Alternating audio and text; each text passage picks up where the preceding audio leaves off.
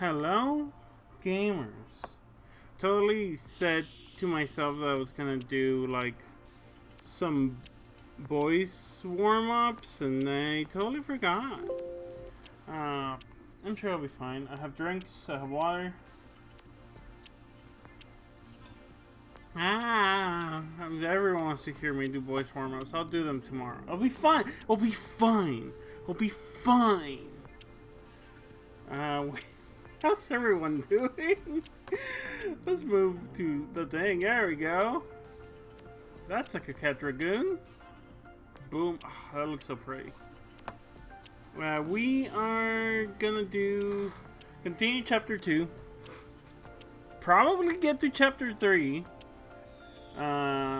If we finish chapter 3 later tomorrow, I have a special game that someone I know made that we're gonna be playing on Thursday, probably, unless we somehow do 1.5 chapters today, which I don't think so.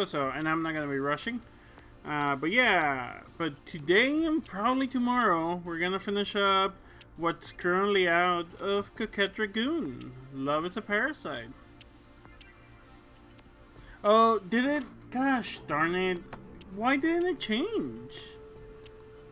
Why didn't it change? I clicked the thing. Let me go fix that. I can't believe Twitch is doing this to me. I can't believe Twitch has done this to me.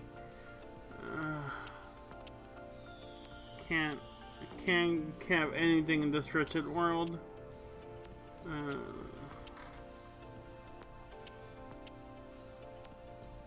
Did I? Maybe. Legitimately, maybe. Street manager. Let's see. Let me change that. Okay, please stop that. There we go. Edit stream info. This is not Paglin. Paglins are not currently my favorite guy. Sad girls are my favorite guy. I said gay. I said gay on the stream. Did they like ban me for gay? What? Title.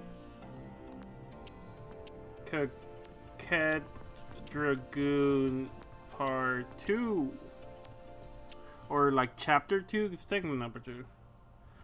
Chapter 2.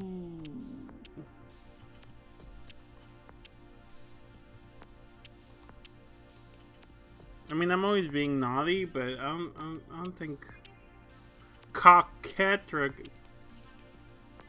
I think I spelled it correctly.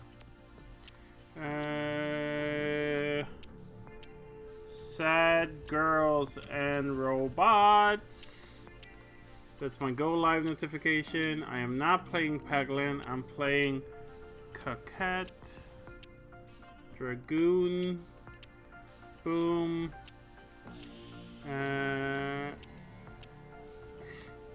Okay, I don't. Okay, sure. Yeah, let's fucking go. Done. Boom. We're back. And by back, I mean I never left. Women are my favorite guy. Meow. Meow, meow, meow, meow, meow. Meow, meow, meow, meow.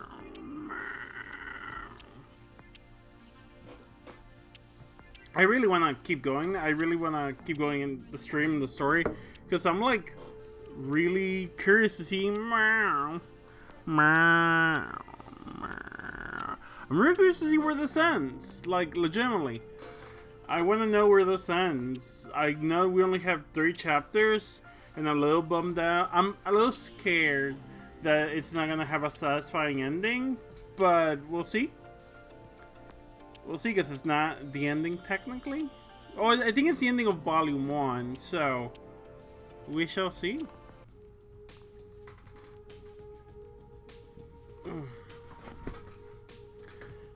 Everything good? Everyone comfortable?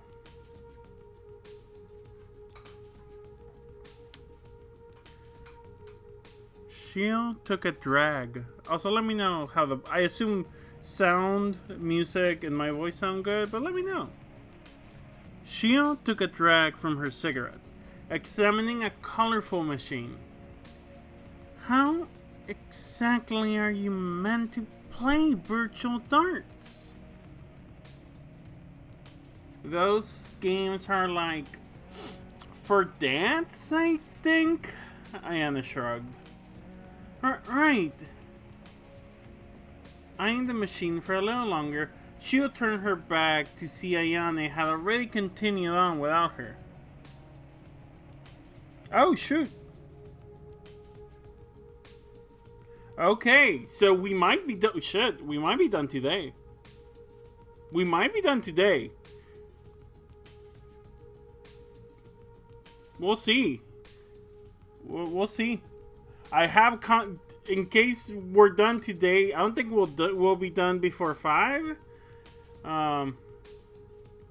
Okay, a bit long. Okay, that's fine too. If that takes longer, that's fine too. So interesting. Thank you, Whistle Stargazer. I appreciate that.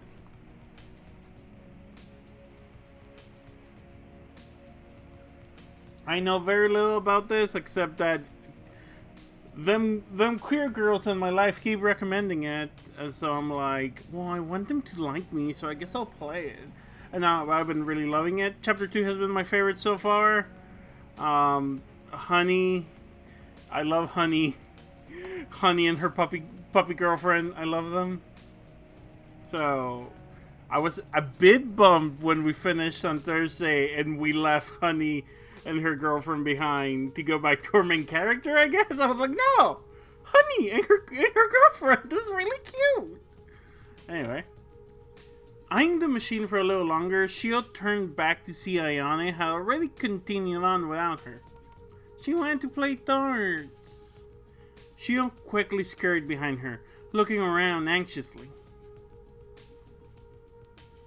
Watching Ayane nursing a case of beer under her... God, this woman! Watching Ayane nursing a case of beer under her arm and smoking with the other. It was hard not to feel like an accomplice to something. Looking back at Shio's hunched shoulders, Ayane laughed. We can drink here. Don't worry. Pilots get free run of the place. Should we really be here in uniform to begin with? If you want to be hit by guys twice your age, feel free to take it off. Gay. Not that being hit by guys. Being hit by guys, I mean, she's telling her to take her off. Shio grimace. Right. Yeah. Ugh. Not much else to run into this late. Huh. Ayane raised a fist. I'll keep you safe though. Gay, homosexual. Gay. Thanks. Unless that's your thing, of course. Who amongst us has never sucked a dad? If... You can't see me? If so, may the first person who haven't sucked a dad throw the first stone. Couldn't be me. I have sucked plenty of a dad. How many dads have I sucked, actually? I'm curious. That I knew.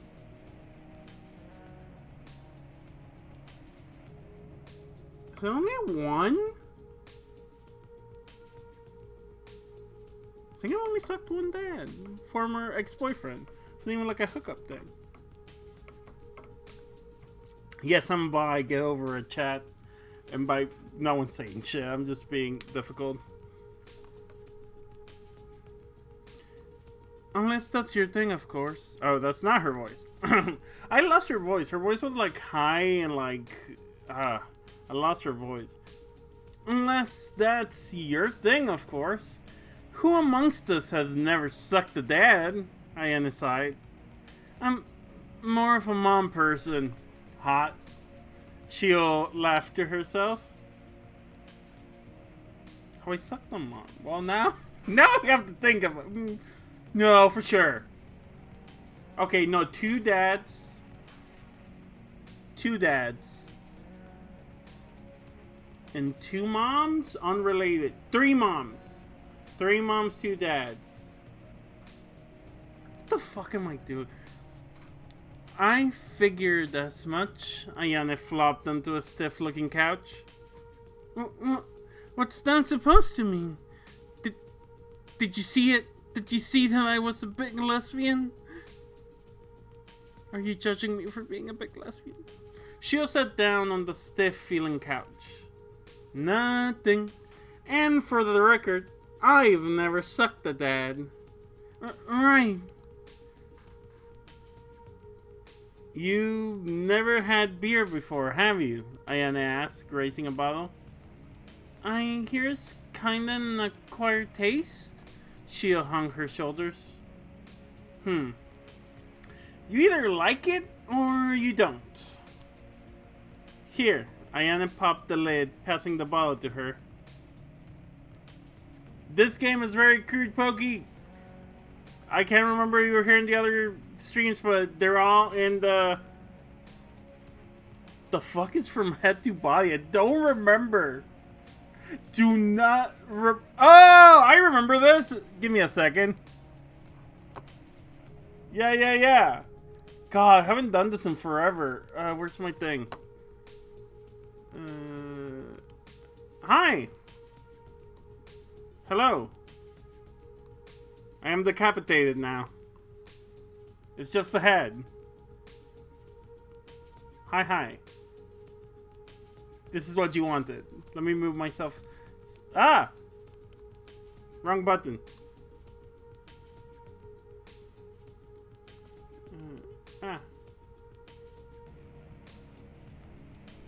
There we go. I also have this one. But let's do this. Hi. Hello. Hi. Hello. I'm dead.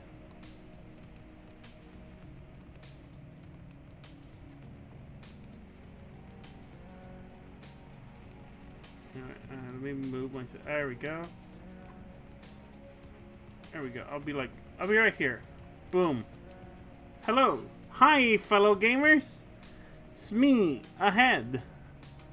Are you Ahead? What does everybody want? Head! What does everybody need? Head! You know, they say Fabby Bear is the Al Snow of VTubers, and I don't think they're wrong.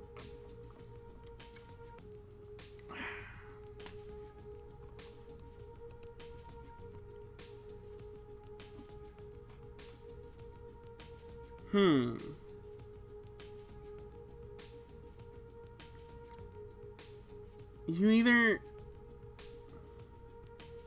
Oh, wait, wrong one. Give me a second. Boom. You either like it or you don't. Here, Ayane popped off the lid, passing the bottle to her. She'll glanced as she shook it from her hand, a cold feeling gnawing at her back. Hey, Crumpet! How's you doing? How's it going? If she hadn't just seen her take the lid off... just... Oh, sorry, that's supposed to be Shield.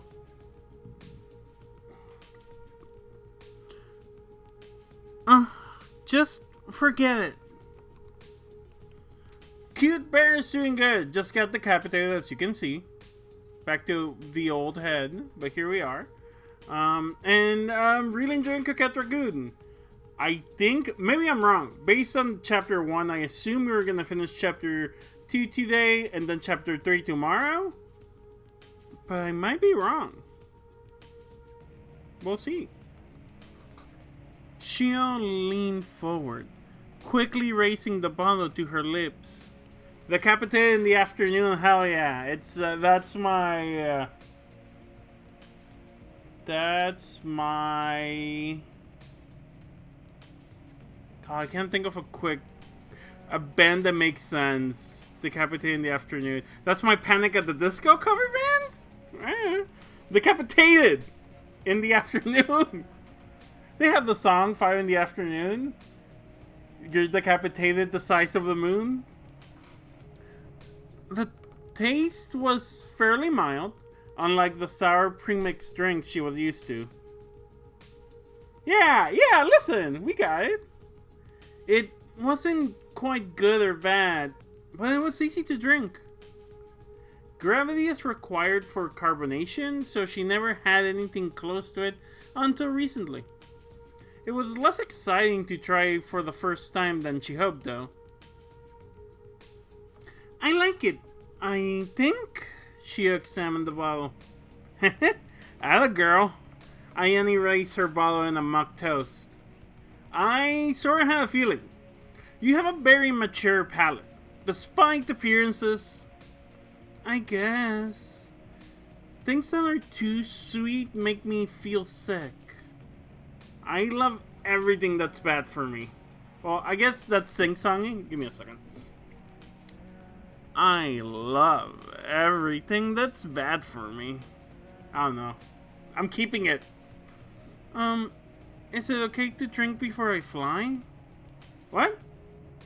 Are you worried Susie's gonna give you a breathalyzer test? No, I just, neural connections, some pretty heavy stuff, so I don't know what it's sensitive to. Well, if drinking did anything to mess it up, I'd be your canary in the coal mine. Right. What's a canary? So, what do you want to play first? Or just chill here? I could get some popcorn. Shio pondered, taking another sip. Do you think if I yell at the teen behind the counter, he'll bring out food for us? Don't do that, Shio laughed. Ayana leapt to her feet, making her decision. Come on, let's play some air hockey. Air hockey, traditional queer first date. I have played air hockey in many of first dates. There is one air hockey I really like at one of my local arcades. I went on a date with someone from that arcade. She was very cute. Anyway, I'm sorry, I was thinking about girls again. I went on the first date. The arcade has a Pac-Man air hockey I really like, which is a regular air hockey, except at one point you get like multi-ball pucks. Like they just start dropping like hundreds, probably not hundreds, but it feels like hundreds. Like they have like a wall of pucks that just like falls down and you have to push them. I don't know, I enjoy it. It's neat. Give me random chaotic elements in every game.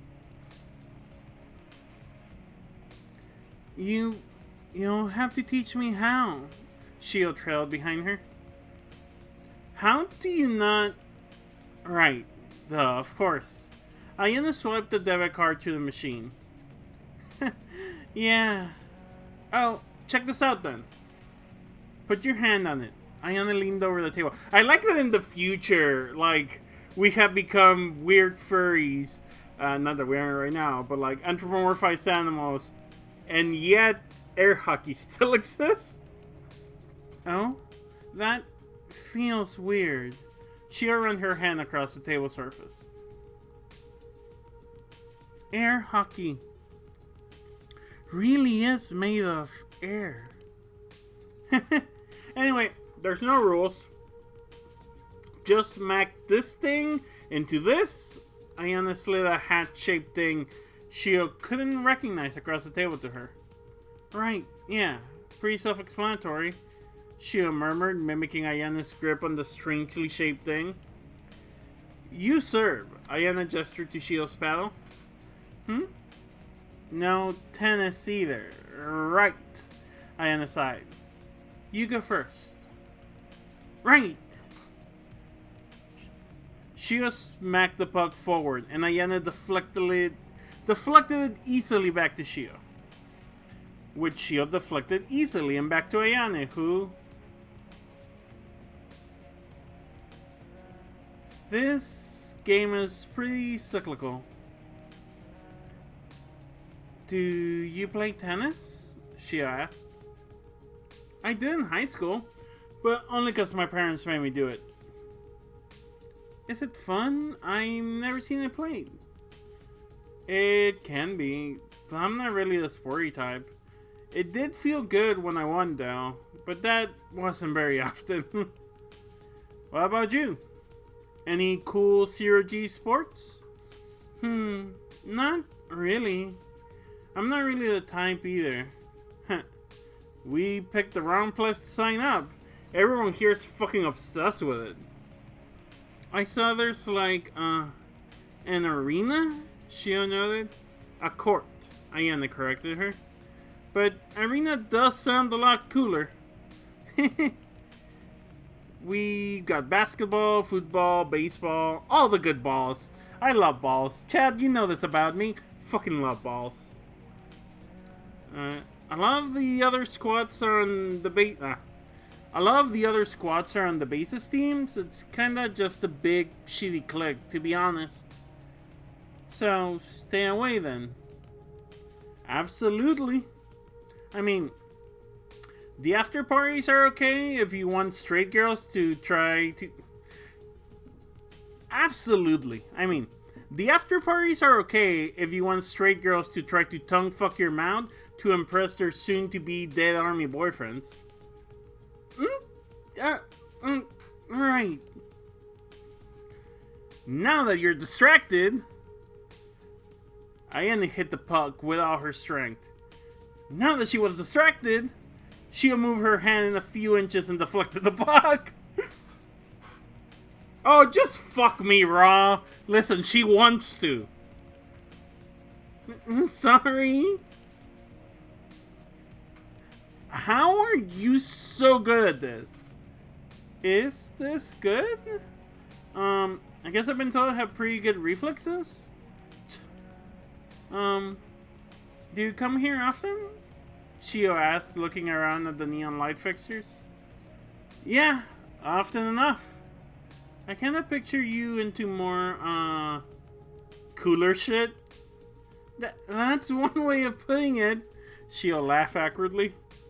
I mean, yeah. But I don't know. This place is good for my many syndromes. Drinking alone, playing a machine until 3 in the morning isn't exactly the best look. But whatever. It passes the time. Ayane leaned forward, smacking the puck as hard as she could, only for it to miss the goal anyway. Is it just me? Or does their hockey kinda suck ass? It's relaxing, I guess, she offered. I give up. Let's play something better. You still have credits. Who cares? Ayane tossed the paddle onto the table. You know, most arcades use a membership model, or you just pay for a few hours of unlimited games. Ayane turned back to Shio and raised her finger. Except for here. Shio set down her paddle, following beside her. Everyone agrees arcades that still use credits are a fucking rip. So why is that? Shio gave her an unsure look in return, taking a drag from her cigarette. Because pilots don't care at all about how they spend their money. How much of it, what on, when, or where. Places like this, they're all owned by ex-military. And they don't cater to soldiers of some sense of camera. That's a word I always have a hard time with. So, camaraderie. Doesn't make sense. Why is it camaraderie? It's camaraderie. Camaraderie. Camaraderie. Camaraderia. If I can't pronounce a word in English, I'll just say it in Spanish. I'm sure you've already picked up on a lot of it. The inside perspective on just how easy it is to squeeze money out of us may be the only valuable thing you'll come away with at the end of your service. Figuring out how to cash in on this whole rotten system is a lot more important than any of Susie's annoying lessons. Bless her sweetheart. One big money printing machine for the rest of my life. Is that too much to ask for? She whined, raising her cigarette. Shio awkwardly nodded, sipping at her drink. This topic kind of just left her feeling numb. How was she meant to think about her future at all right now?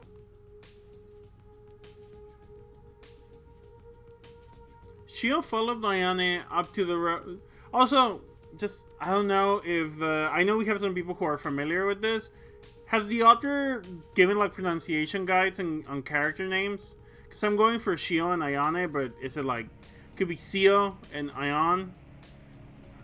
So, if there is, like, an official pronunciation guide, I'd like to know.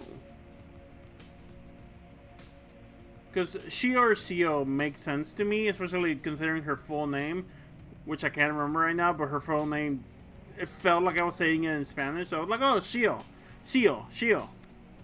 And then Ayane, which I'm also pronouncing in Spanish, because that's my default. Ayane. Okay, cool, thank you.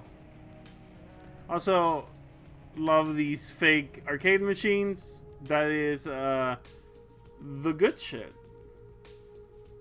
Is this a person or an arcade machine? I can't tell. Xiomara Rosales. Yeah, Rosales. Rosales is one of my favorite last names in Spanish. I had a classmate. I went to school in Mexico. I'm Mexican American. I had a classmate whose last name was Rosales, and I always fucking loved it. I'm pretty sure I've named one or multiple of my characters in podcasts, in actual play podcasts, the last name of Rosales, because it's one of my favorites. So yeah. Xiomara Rosales. Shio followed Ayane up to the rows of game machines, bombarded by the dizzying array of lit up arcade screens. Oh, spare parts! Yeah, I've actually been thinking about playing spare parts. Listen. If I keep streaming, I'm gonna go through a lot. My idea so far, and that's how it's been, is morning with Peglin or another low brain game, and then story intensive voice acting games in the afternoons. I did a little of Super Lesbian RPG, and then I switched from there to Planescape Torment, and now we're doing this. I have another game that a friend worked on that I want to do next. And then we'll see. There's a lot of things that I would like to play. So, we will see. But spare parts is definitely one that's been in my radar. Shio followed Ayane up to the rows of game machines, bombarded by the dizzying array of lit-up attract screens. There weren't many patrons here at this hour. A few tired-looking people fixated on their particular game. A pair of guys in lilac uniforms gave a glance to her and Ayane with little interest, and quickly returned to their own screen. Shio wondered if Ayane had told them off before or something, or if people really did just stick that closely to their groups. Ashtrays lined the surfaces of the machines, a haze of cigarette smoke hanging in the air. She'd heard that people smoked pretty much everywhere on ships like this, which was proving very much true. Back home, smoking was mostly considered a stereotype for dock workers. Shio fiddled with the cigarette in her mouth. She started smoking significantly more since she came here. Maybe Ayane's influence was rubbing off on her, even though she wanted to be rubbing off on Ayane. Anyway, or was it Ayane's relationship to these games and drinking? She'd already finished the bottle herself. Beer definitely got worse the longer Shio let it sit. The last few warm drags were difficult to get through. Listen. I've told the story before. When you're a kid, when you're like 15, 16, your parents let you have one beer, only one beer. You make that shit last. So you take it easy. You drink it slowly. And yeah, it tastes like shit by the end, but you're gonna finish the one beer you got? That's my excuse for why I sometimes like drinking warm beer. Listen! You put some salt in there, some lime, it's fine. It's fine. If it starts cold and then it gets warm, it's fine. Stop judging me. Cute. Cute. Cute. Cute. Oh, yeah. Cute. Cute. All cute. You sure you don't want to play anything? Ayane asked, looking back from a cabinet. I like watching. Boyer. Shio smiled, shaking her head. Suit yourself. You do have a front seat to the girl with high scores on half of these machines, so consider yourself lucky for that. Yeah, Shio murmured to herself. Sickos. All I'm doing is following her around. Am I a bum? Don't I like games? But I don't have anything to say. Do I even know how to hold a conversation in the real world? Reaching for the ashtray beside her, Shio flinched, pressing her legs together. Right, this is why I don't drink. Shio pressed out her cigarette, turning to Ayane. Is there a bathroom around here? That way.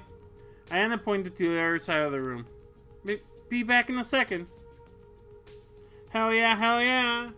Hey, cutie. Nice seeing you. I'm ahead right now. Anyway. Be back in a second. Want me to come with? Wink wink, nudge nudge. Okay, babe. Have a good bus trip. Be safe. Huh? Oh, no, it's fine. I forgot that's what normal girls do. Normal girls? I'm looking at the fucking screen like my eyes are doing a thing. You can't see it. Wait. I think I have an appropriate... There we go. Yeah, I think this is as appropriate as we get. Or maybe...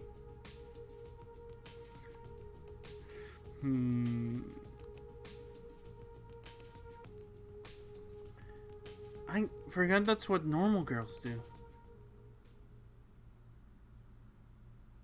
Is this gonna tell us if she pees standing up? Okay. Good to know. to ask and answer, I suppose. Oh. Caution warning. This got brought up. There might be mention of piss, obviously. And, hey, Velvet, gay, homosexual, gay. There might be this, discussion about piss. There might be discussion about toilet stuff. There might be discussion about diapers.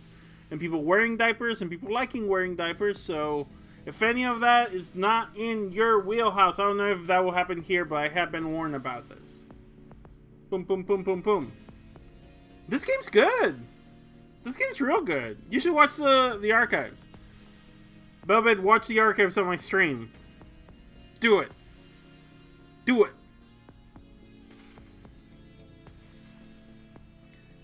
Shio raised her skirt and sat down in the toilet with a frustrated sigh, looking down at her underwear. There was a wet patch. Big mood, girl. Listen, I think it's the meds. I think it's the meds. The meds and the dick. Like, the combination of the meds and the dick do this sometimes. Why do I have this fucking problem? It was humiliating being caught off guard like this. This was a problem that came and went, but wasn't easy to predict. It was bad enough that it would show through her clothes. It wasn't bad enough that it would show through her clothes, probably. And she was wearing a skirt anyway. One of the best things about skirts, baby. Sometimes a little piss comes out. It's fine. It's fine. Don't get that. It's fine. It's flowy. It's fine. But still. Would Ayane make fun of her if it was worse? She sighed, leaning on her elbows. What? now. She didn't want to go home or give a real or fake explanation to Ayane why. For now, sitting here felt better than being out there though. Time to go commando. Time to go commando. She folded a piece of toilet paper, dabbing at the wet spot. I think she does have a dick. I know this is dumb, but as a girl with a dick, I'm like, oh, relatable. I've been here. Girl, I've been here. She folded a piece of toilet paper, dabbing at the wet spot. This is so stupid. Stupid, stupid, stupid. She didn't even really have to go, but her body didn't send the right signals anymore, and it kept getting worse the older she got. She rubbed her stinging eyes into her sleeve. Oh, baby, trying to hold herself back from crying. She cried way too easily. The thought of going back out to Ayane with puffed up eyes and a red face was way too humiliating. Life was meant to be easier here. So why did it feel so hard? Oh, sweetie. Of course, all her problems with herself and her body had come along with her when she arrived. That was obvious. She looked up at the dimly lit stall around her. It was still pretty new to her, getting to use a regular bathroom. Around her were marker scrawls and other stupid shit teenagers left behind. Slurs, insults, bad jokes, scribbled out phone numbers. What kind of psychopath just carries a marker around for something like that? By all accounts, this place was pretty dingy. Also, don't love the use of psychopath there, but it's from Shield's perspective. I can kind of see it, but she probably should have put toilet paper down in the seat or whatever. She'd heard that people sometimes did that here. Still, it was nothing like the misery of bathrooms back home. She could forgive pretty much every part of life in Zero-G except for that. There was no easy solution to it without gravity. A seal against... Oh! Is this why she has, like, contingency issues because of gravity shit? A seal against the body was required to prevent anything from getting into the air. A vacuum system to draw waste away from the body and into the sewage, and extensive air filtering for good measure. Touching a toilet seat was significantly less disgusting to think about than any of those devices. It was unhygienic, uncomfortable, and humiliating. At the least, stalls were single occupancy and ungendered, but it still stung having to use their receptacle labeled male to urinate into. Okay, so, confirmation that she's trans. Cool. I hope you didn't go into the guys' restroom in here. I don't think she did. I don't think there'd be a reason for her to. She couldn't even wash her hands comfortably. A small sealed chamber sprayed the user's hands with high-pressure water and disinfectant strong enough that it burned her skin. A bidet-like system did the same. Ugh. She compulsively showered afterwards, most times anyway. Yeah, that sounds like hell. Maybe it was just a particular sensitivity she had? She wondered. She had to use bathrooms a lot more than the average person to begin with. No matter what it is, my luck is just rotten. She'll ruffle her hair, scratching her head. She was glad to be away from all of that. But did it really feel that much better here? Why am I thinking about all of this now? Because my body is messed up? Because my life is... How am I meant to just walk back out there? Oh, baby. People from the fringes are the lowest of the low. I know that. To these people, I'm just human filth. Oh, baby. Baby has a little depression. Like, understandable depression. Listen, I've fucking been there. But like, oh, honey... Honey, you're much better than giving yourself that credit. Baby, baby, sweetie, baby. Honey, baby, sweetie, no. We live in filthy conditions, do filthy jobs, and die for nothing. All the blood spilled from my body was just to grease the wheels of a better place like this. I don't know what Ayane is thinking, but even if it hasn't crossed her mind at all, Isn't that ignorance still pretty insulting? I don't know what to think about any of this. Because I wear this uniform, I can be accepted here. But I know I'm not forgiven. I hate these people. I really do. They never had to spend even a single second living the way I had to. And still, I'm offering them my life. What am I thinking? Have I had too much to drink? No. I know why I'm thinking all this. Because I can never just ignore anything. All these little things, they add up together. I don't know exactly what effect it had on my body or what I can really attribute to living that way, but I know it wasn't good for me. I mean, I certainly know that what I can attribute to my injuries. I spent my life living like shit, but I can't ignore how much it costs. I hated those bathrooms back home, but those were expensive bits of infrastructure. It all was. Life on those frigates was miserable, but it was so much more expensive than here. All those moving parts, complex ventilation systems, and filters, keeping even a single person alive in zero gravity requires the work of hundreds. This place is cheap. This dirty bathroom is cheap. My room is cheap. My bed is cheap. But because it's here, it's all luxury. And and everything is so simple and easy and clean. Now, when I enlisted, they told me, people like you are really valuable to the military. You don't need to be trained at all for zero G. Isn't that just giving the whole game away? If I know that much, why am I even here? Am I going to throw my life away knowing all the while what a bad deal I got? But I didn't have a choice. I had to get out of there, no matter what. Shio took a long breath, staring up at the ceiling, trying to collect herself. No matter how much she dwelled on it, it was all pointless now. She'd already made her decision. She looked down at her underwear. It was pretty much dry already, but it'd be nicer if she could go home and change. What excuse could she make to Ayane for leaving? Maybe I could say I need a tampon or something.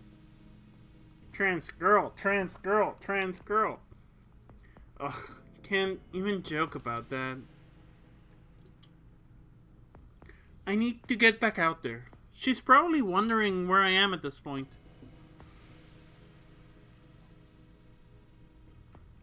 Bloodletting. Strange bedfellows? Yeah. Hey, girl. Ayane waved, looking up from her game. Hi. Ayane eyed her for a moment. She'll figure out how long she took, hadn't quite gotten past her, but thankfully she declined to comment on it. Of course, Ayane had taken her out here to begin with, because she knew Shio wasn't doing so well. What do you want to play? Ayane asked cheerfully. I don't really know many arcade games. I recognize a few as having home console releases though, but I don't really play those kinds of games anyway. I'll pick then.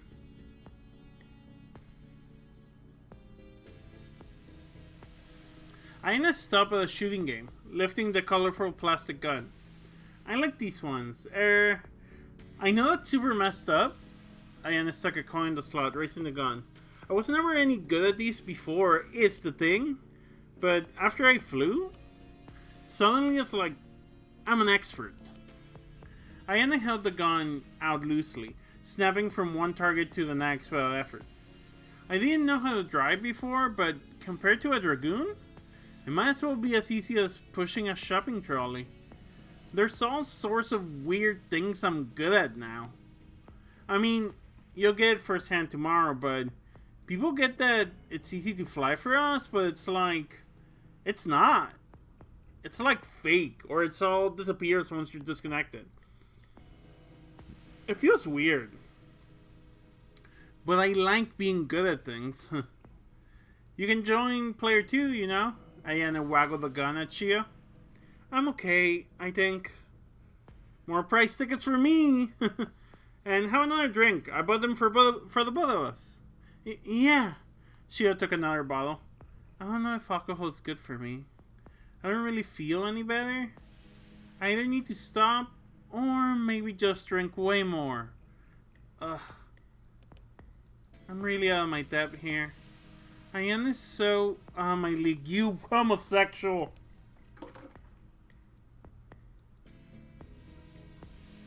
I know how pathetic it is to think like that. But really, all I can see in her are the things I don't have. I'm a total outsider. And not just because I'm from the fringes. Honestly, that's the first thing from the problem here. She's so normal.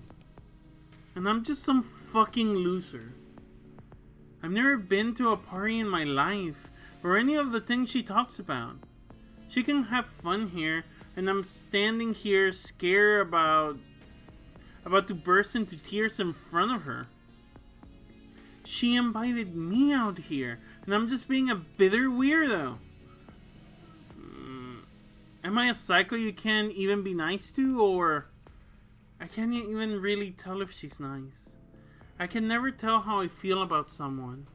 If a friend mistreats me, I just think they're probably right to do so, since I don't have any value anyway. Jesus Christ, sweetheart. But then, every time things end with someone, I think, how did I put up with that? All of that. Right now, I can't really tell. Is it friction? Are my toes being stepped on? Is that just how she communicates? Am I just being shy? Shion watched Diana raise the gun to the next target. I can't think straight about me and her. Gay. I like her. I barely know her. I feel worthless next to her.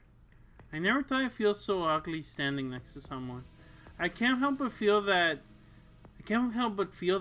But is any of that shit even important at all? It's not really the time to worry about my fucking self-esteem. I'm going to war. We both are. Her life is going to be in my hands. And mine and hers. I might have to watch her die. She might have to watch me die. I don't think I'm ready for all of this. I feel sick. Oh, baby. Shio sunk to the floor, sitting against the cabinet behind her. Ayana looked back at her. Shio looked up at her, embarrassed. She didn't think she'd notice her moving. Sorry. What's up? I'm okay, it's just sort of hard to stand up. If you're having trouble with gravity, you can just say so. You can grab chairs over by the wall. Yeah. Ayana looked at her for a moment, setting the gun down on the cabinet. You really are nervous, aren't you? It's hard not to feel like you're on death row, huh? Yeah. I joke about those stupid jocks on the base, but those people are fucking evil. Pretty much everyone around here is. I was gonna say, like, hey, not me though, but that sounds pretty bad. Hello, Big Spider Cassidy. It's me, your small bear dragoon. The coquette, this of dragoon. Coquest? Coquiste? Shio snorted a little. Look, I know. Where your head is set right now, there's no magic bullet thing anyone can say that can make things better. Especially from someone you just met. Ayane slid down beside Shio, sitting cross-legged. The night before my first flight, I woke up and puked all over my mattress. TMI, sorry. But Ayana trailed off. Where am I even going with this? I think I get what you're saying, Shio laughed. Well, that's good, since I don't. I'll be okay, I think. I just get caught up in my own thoughts a lot. I've noticed. Which is why I'm trying to destroy them with alcohol and video games. You can go home if you want. Shio shook her head. No. I've already asked like 10 times, but is there anything you want to play? I promise it'll feel better than just watching.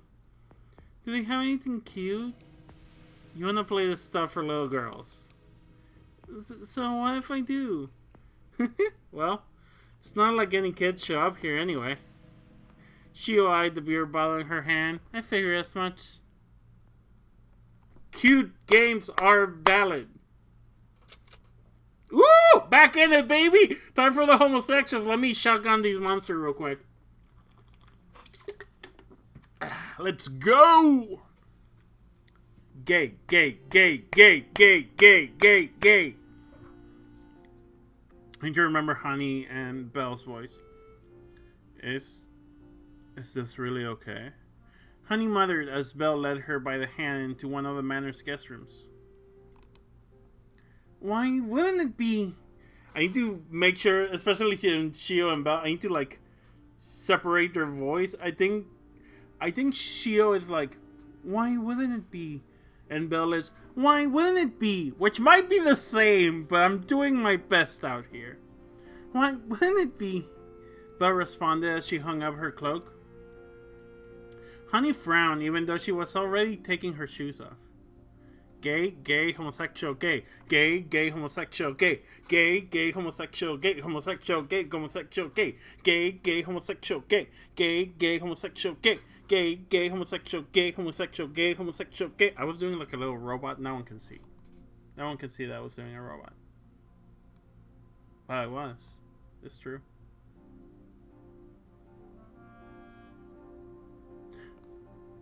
Why here? Because I wanted to be here. Belle fell backwards into the bed. Despite Honey's fretting, she knew they weren't going to be bothered by anyone in here. For the same unspoken reason, the door was left unlocked to begin with. Did Belle even really know? Honey sighed. You shouldn't wear shoes on someone's bed. Belle gave an innocent smile and hurled her legs out towards her. Honey sighed again. I love these two so fucking much. I love them so much. Honey sighed again, pulling off Belle's boot and arranging them neatly next to her own on the same shoe rack. Come sit with me, Belle whined, patting at the blanket. I'm coming, Honey murmured. That's what you're gonna say! In a bit, hopefully. Belle rolled... I'm a dumbass. Belle rolled closer as Honey sat beside her, clutching her toy rabbit happily. I just wanted to spend some more time alone before we left. Of course. Are you feeling tired? A little. As much as I want to run around until I collapse, I think I worried you enough. Emil called me a worrywart not long ago. I like that side of you, though. Belle poked Honey with her toy rabbit. God, I poked a girl the other day to be cutesily, and like, listen, I had already hugged this girl. So it wasn't like the first time I touched her, and I had asked for permission, and then hugged her, and we were like flirty and shit, and then I poked her, and she did the most like cat jumping to the side, like, meow! Like, no! Listen.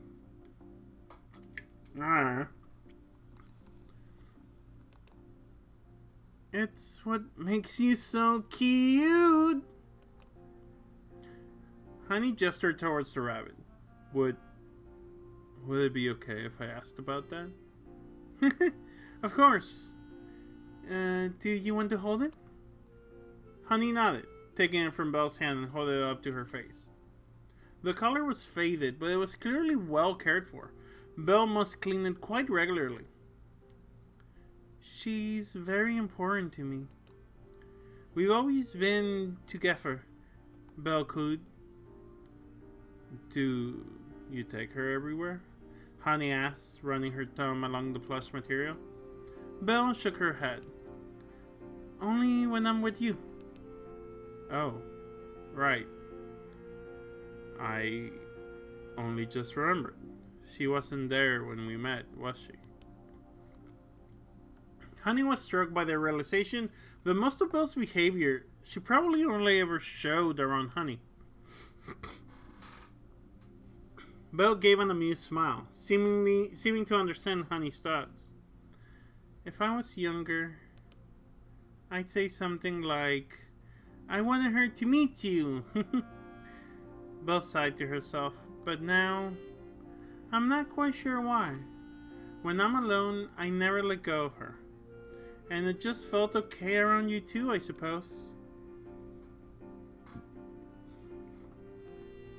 I can't sleep without her, and I feel lonely without her. I have a pretty hopeless attachment. I always liked stuffed animals. It's funny because the only difference between a toy and a pillow or something is it has a face suit onto it. But when I'm laying in bed, it feels like we both have autism, don't we? Hell yeah, baby. Can I get some, I don't know, what's the correct emoticon to ask Chad for autism? Can I get some of your favorite emoticons in chat for autism? God. Big mood. That tweet that was going around, like, every time my girlfriend talks, I say autism speaks, or something. I can't remember how the tweet goes. This is very funny. I'm gonna keep going. But when I'm laying in bed, it feels like she's a living creature. She feels warm, even knowing it's just in my head. Of course, living stuffed toys really do exist, but I wasn't lucky enough to have one. But she's alive all the same to me. So, you know, I can't really get rid of her. She helps me calm down. I'm pretty childish, aren't I? Belle said with a soft laugh.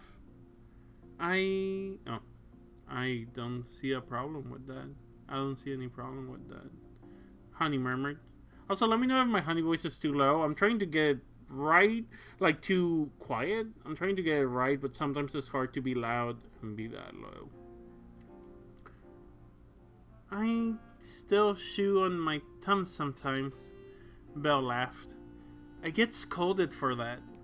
Also, I'm trying to put a little bit more of a lisp in Belle's voice. Let me know if that's unlistenable. As someone with a little bit of a lisp, I used to have a bigger lisp growing up. I have more of a lisp in Spanish, weirdly enough. Yeah. I'm trying to make that work. Thank you, babe. I'm an embarrassing adult, really. Honey wasn't quite sure how to reply. Belle rolled back, looking up at the ceiling. To be honest,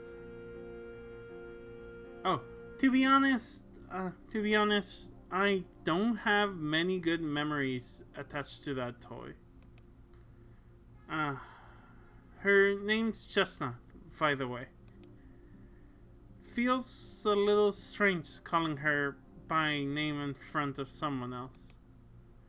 I talk to her when no one else is a friend. Belle laughed awkwardly. All that said, I defended on her.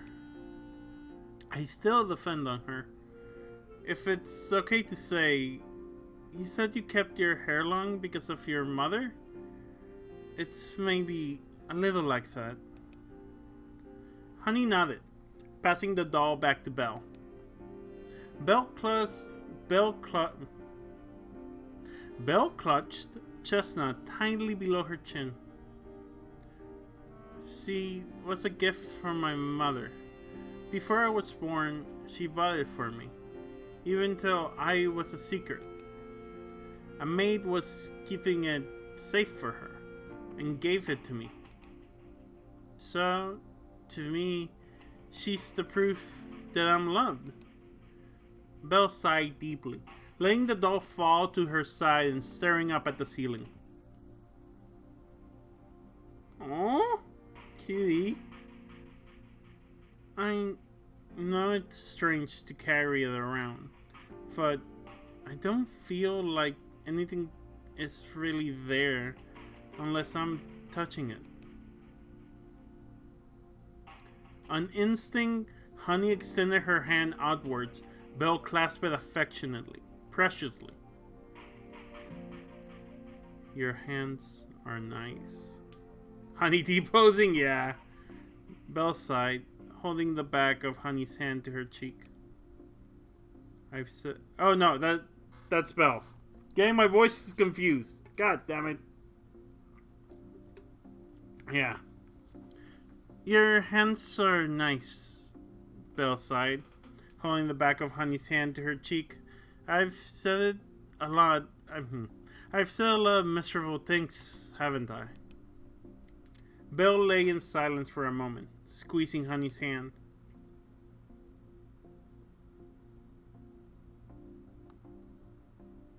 I know this isn't something I need to explain to you, but I just want to complain a little. I wish I got to tell you myself all those things about me that everyone knows. It's frustrating. Ladies, is it gay to tell another woman how nice her hands are? Yes, please tell me how nice. I need to put... I can't remember if this was a dream or not. I'll have to ask Marie. I can't remember if I had a dream or a nightmare where Marie said my hands were really rough. Or if... Baby, did you say in the past couple of days that my hands were really rough while we were in bed? I can't remember if it was a dream and it was like, I'm scared, or if it was real and I was like, oh, I should probably use more lotion.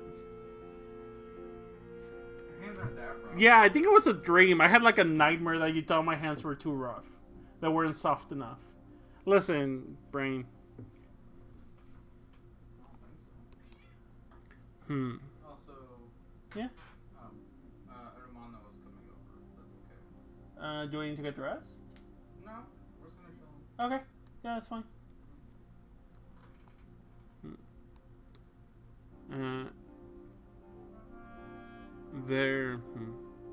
There are lots of things I don't know about you, though. Honey murmured. I want to hear about them from you, and the same goes from me to you. I ask you a lot of questions. Belle giggled. I don't mind at all. It's nice. I know I'm always playing around, but I hope that I'm a good friend to you. I really mean that. You are, really. Belle giggled a little at Honey's awkwardness.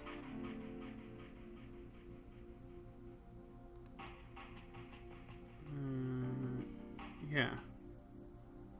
I think that's supposed to be Belle. You've said a few things tonight about how I wag my tail or how I speak when I'm calm.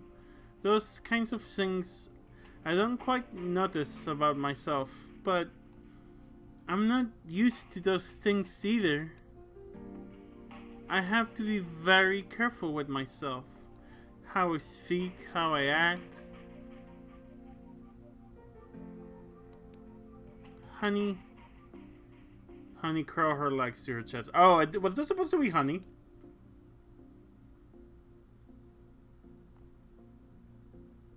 Oh. Honey curled her legs to her chest. You're one of the only people I like hearing say my name. Honey felt Belle sit up beside her and move closer. Belle laid her hand on the back of her palm.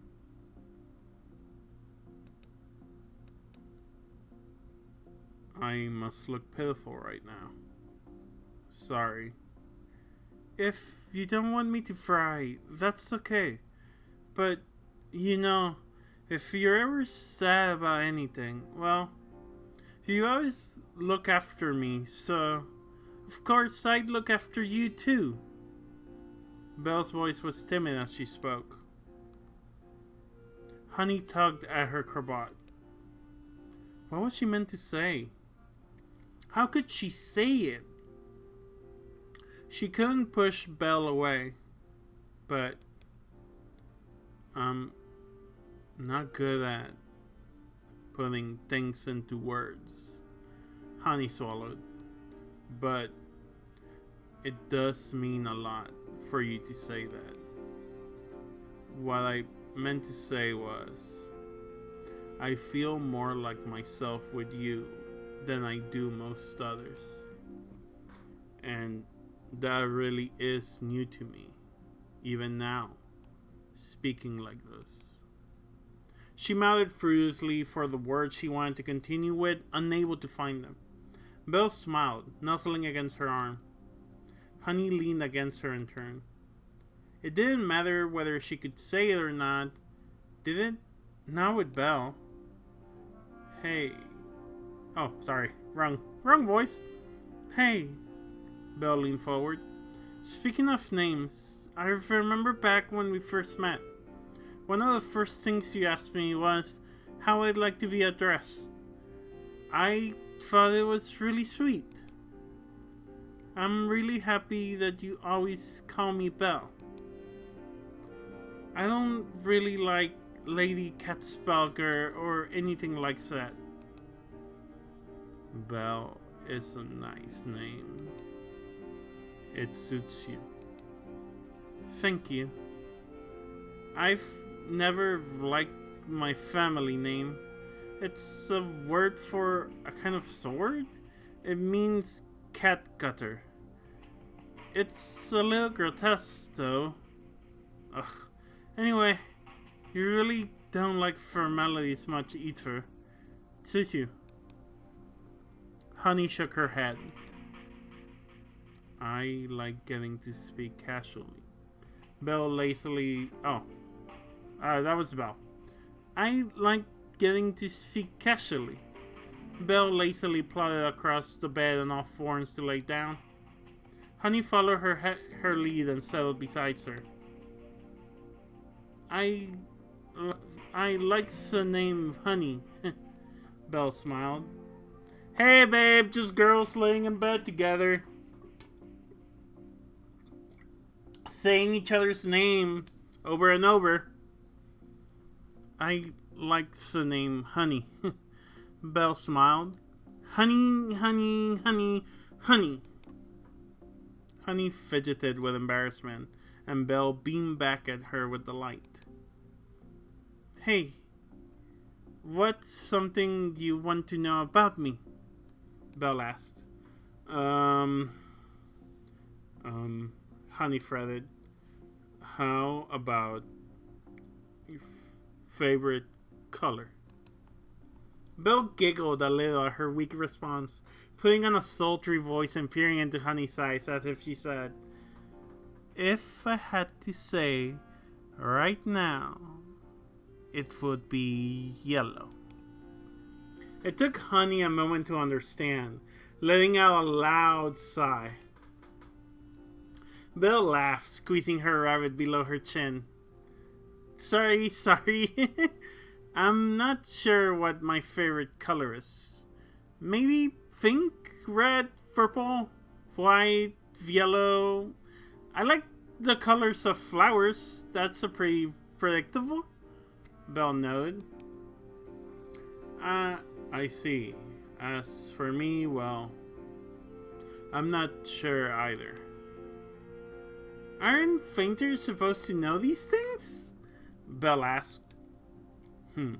Well, I lean on pink reds a lot, but that's maybe just out of habit. I'd love to see your fainting sometime. Ask me something else. Hobbies. You mentioned collecting dolls before. Well, Belle blushed. There is one, but I'm embarrassed. Don't be. Honey murmured. but but don't feel forced either. It's embarrassing when you say you paint, but I'm sort of an artist too. Oh? Do you know what Queen's literature is? Belle murmured, burying her face behind her doll. No? Belle laughed awkwardly. Maybe it's better if you don't. If sort of, I guess, slang? There was this one graphic novel comic. I should say, lesbian comic. I mean, the Queen once mentioned being quite fond of it, and it was a pretty obscure work, and like, kinda full too. It wasn't really popular at the time it came out. But the Queen said it was really formative to her, and it picked up a big fan base.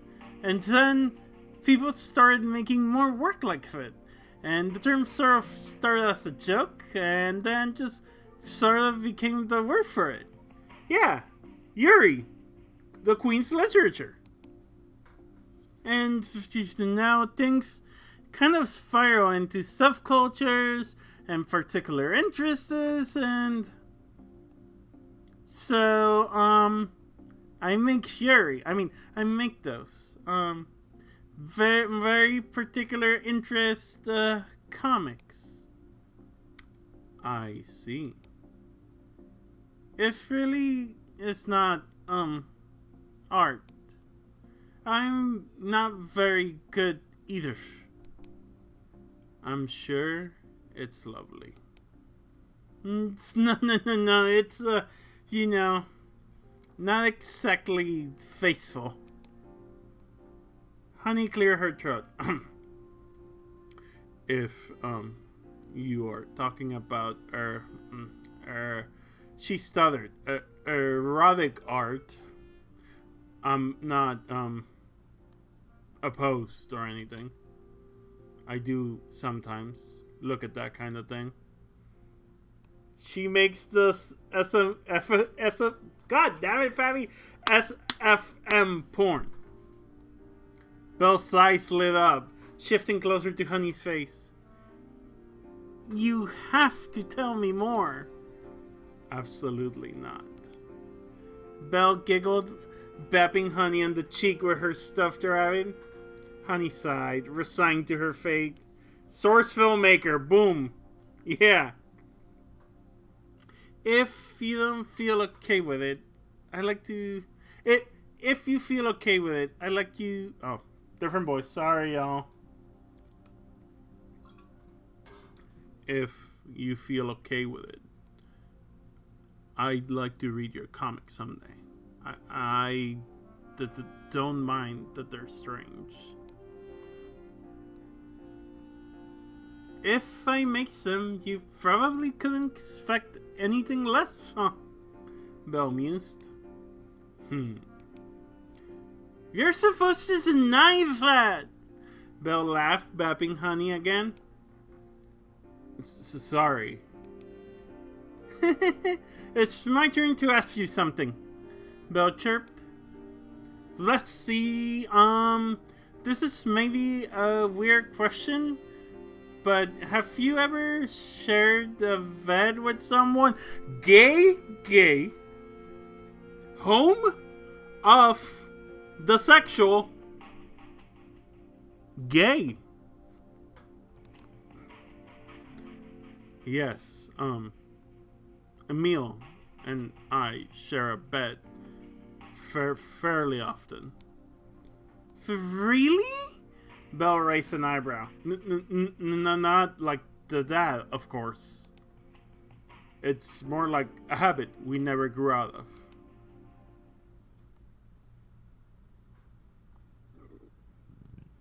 The first time I stayed at the palace, we were still kids, really.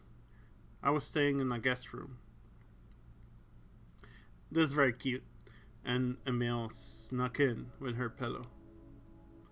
She told me she was worried that I might be a bit lonely, so she wanted to share the room with me. Very cute.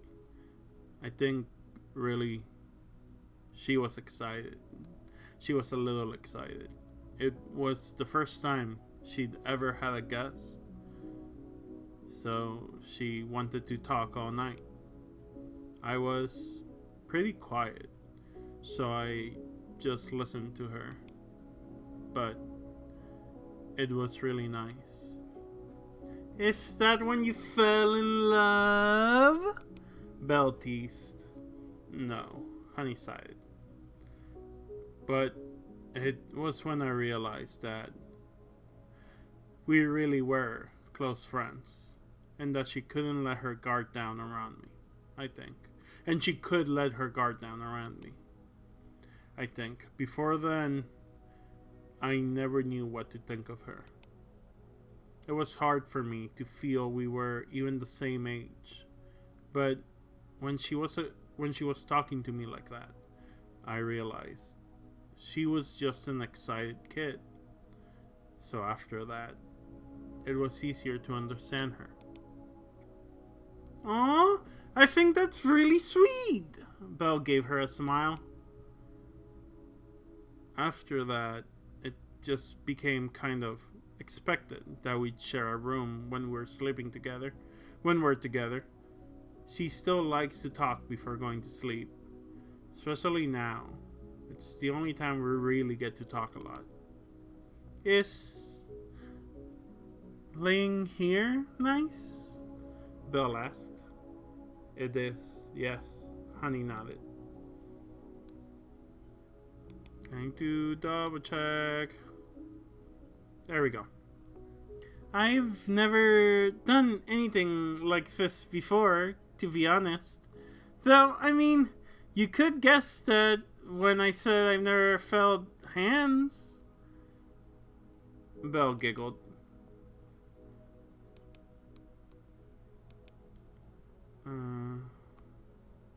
When people talk about things like that, they usually mean in a more, romantic sense. I don't actually think that many people are intimate in friendship that way.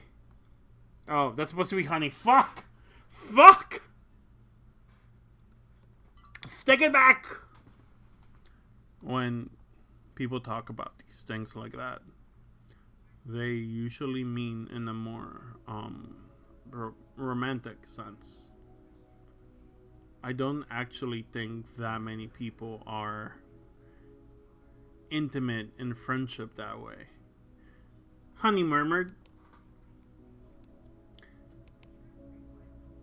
I'm the type who's always wanted to hold hands with her friends, I guess. Belle shifted a little closer, looking down at her toy rabbit. You really are dear to me. Can I ask you to spoil me some more? Belle asked. Honey nodded, offering Belle her hand. I want to be held some more. Is that okay? Honey nodded, gingerly putting her arms around Belle as she nestled into her chest. Is this your first time holding someone like this? Belle asked her. Does it scare you? No. I mean, I worry a little about wanting to be gentle, but you're incredibly gentle. Gay, home of sexual, gay. Belle buried her face beneath Honey's chin, sighing. It kind of scares me that this feels so normal. It's my first time ever being this close to anybody. I couldn't even tell you how much I've fantasized about something like this. I'd hug my rolled up blankets or pillows or whatever else, imagining it was a person. Gay, gay, gay. When I was in the hospital, a nurse hugged me once when I was crying. I'm giving her an accent. That's not supposed to be a lisp, not an accent. Give me a second. When it comes to me, who has both, it's like, okay, where? Mm-hmm. When I was in the hospital, a nurse fucked me once. That hug sounded like another word. When I was crying. Oh, did the sound stop? Why did the sound stop? I still think about her. I don't know if that's on purpose or not. So, yeah, that was on purpose. She got that lesbian yearning, baby. I still think about her. Belle exhaled, nestling closer to Honey. So gay. Fucking love it. Isn't that sad? Honey shook her head. I think that kind of thing is natural. I guess. Does this feel nice for you? Belle asked quietly. Yes.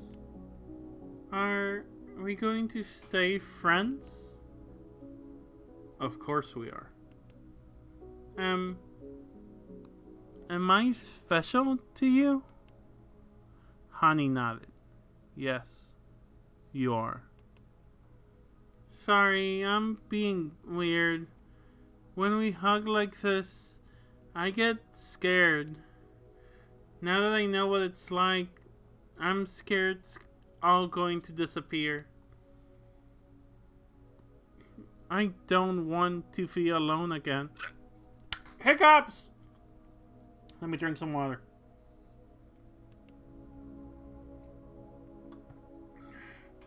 That this feels so normal. It reminds me that it's just human to be close to other people, but I never got to be. Belle sighed. It's alright. Honey stroked her head.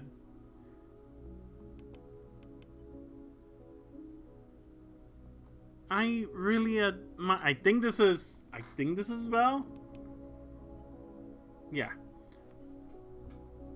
I really admire you. You know, you're so brave. I don't think I could ever feel like that. I'm afraid of everything. Honey held her in silence, cradling Belle's head under her chin. There's something really wrong with me, I think. Sorry, I'm always like this. There's nothing you need to apologize for, Honey murmured quietly. I know I shouldn't complain, but is all this really okay? What do you mean? Once again, the music cutting out. I'm like, Is this on purpose? Honey asked. If you let me act this clingy, it's only going to get worse. Belle's voice grew quiet. I don't want to let go of you. You're my friend. I don't see it that way at all. Belle didn't respond, pressed tight against Honey's chest. Honey couldn't tell if she was crying. Honey held her tightly, lost for words. You're always so warm, Belle mumbled, still hiding her face. I don't know. Oh, I guess, is this supposed to be Honey? Oh, no. Let me go back. We gotta go back. I don't know. I'm always cold. I feel like I'm hollow. Belle inhaled deeply, sighing at herself. I shouldn't say such things, should I? It's alright. If there are things on your mind, I can listen. Honey rubbed her shoulders. It's okay. I got a little carried away.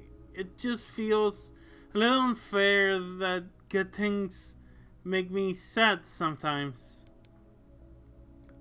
I think that's natural. I don't like it, Belle sighed. I'm okay. Sorry, I don't want you to worry. I don't want to worry you. It's alright. Honey scratched behind Belle's ear. I like it most when you pet my head.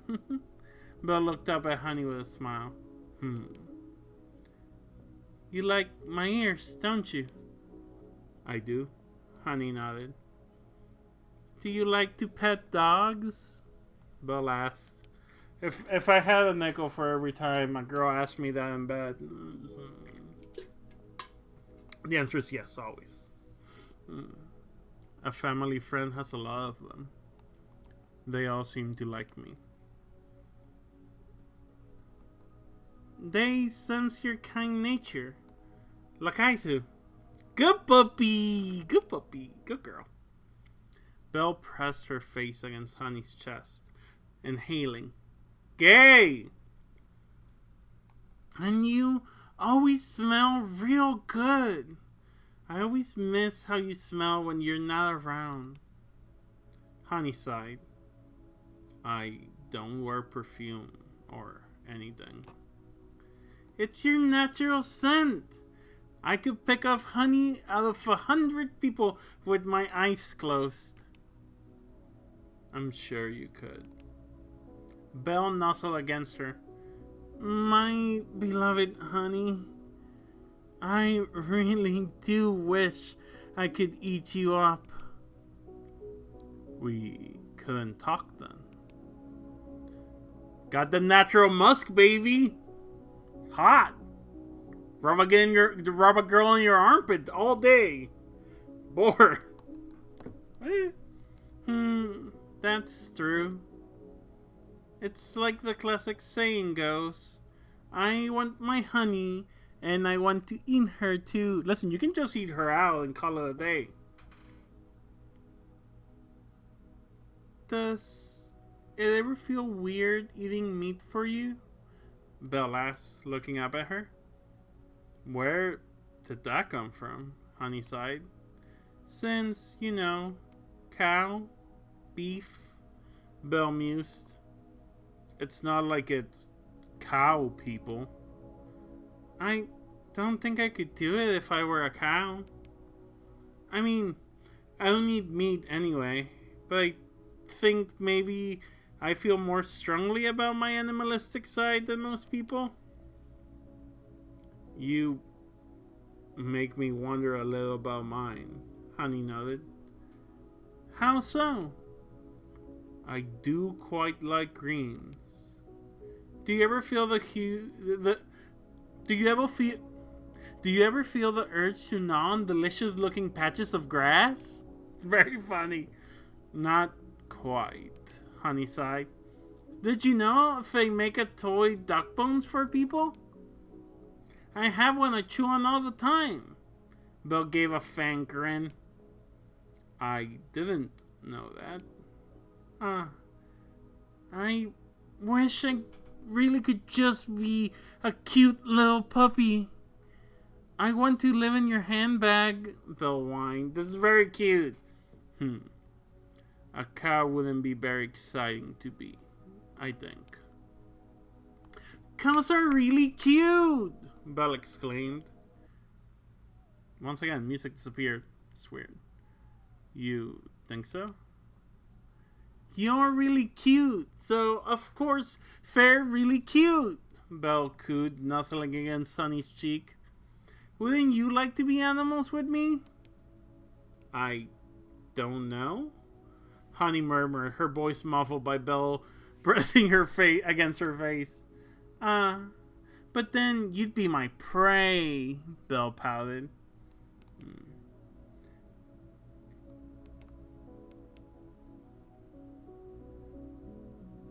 Cows are strong. I don't know who's supposed to be who.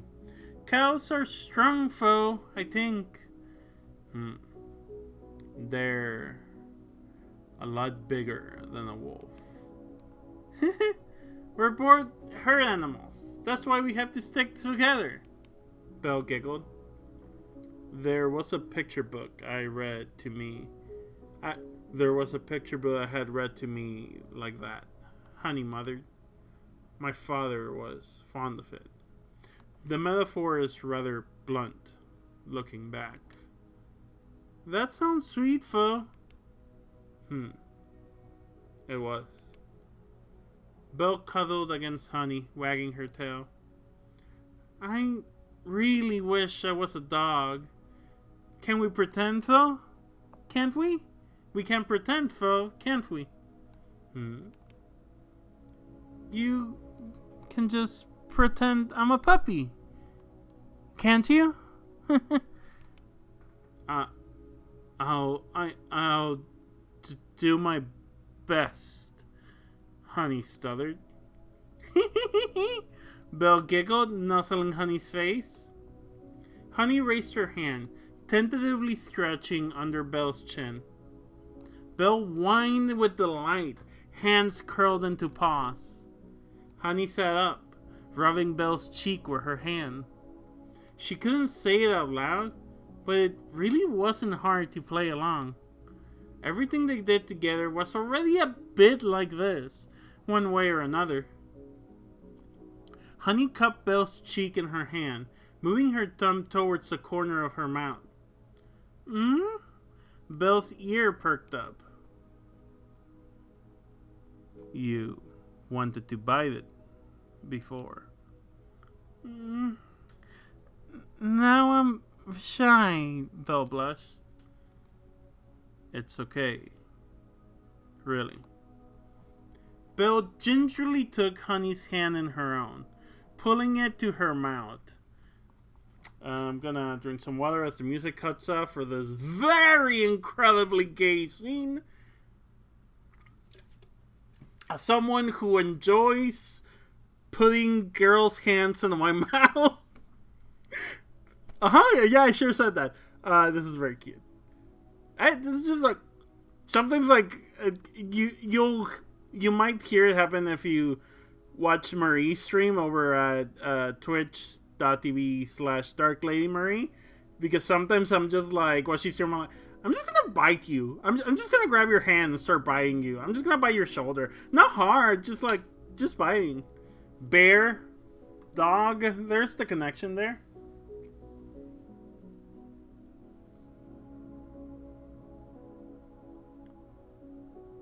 Belle gingerly took Honey's hand in her own, pulling it to her mouth. Honey felt the pointed tips of Belle's canines press gently against her skin. Belle suddenly recoiled with a laugh. I'm a little scared to actually bite you. It's okay. Just a little nibble? Belle softly bit the tip of Honey's finger, avoiding her sharper teeth. My honey treats. Does it feel nice? Belle rolled onto her back, clutching Honey's hand like a treasured toy and rubbing it against her face. Honey leant over her, watching her expression curl into a mischievous smile. It was pretty obvious what she wanted. Honey sighed a little, timidly placing her hand on Belle's stomach. Gay!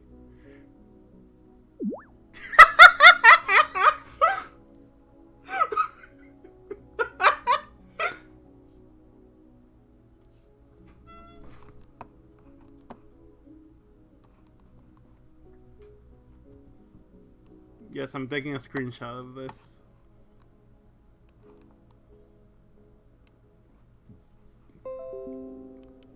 Put this thing out on Twitter.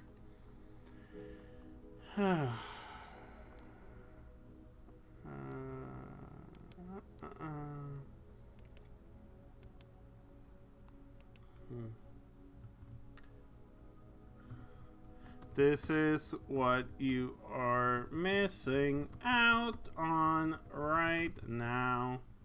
Belly rub? Yeah, you want belly rubs, puppy? Does puppy want belly rubs? Let's go back to the game. Gamers. Man, I love games and gamers. This one's for the gamers.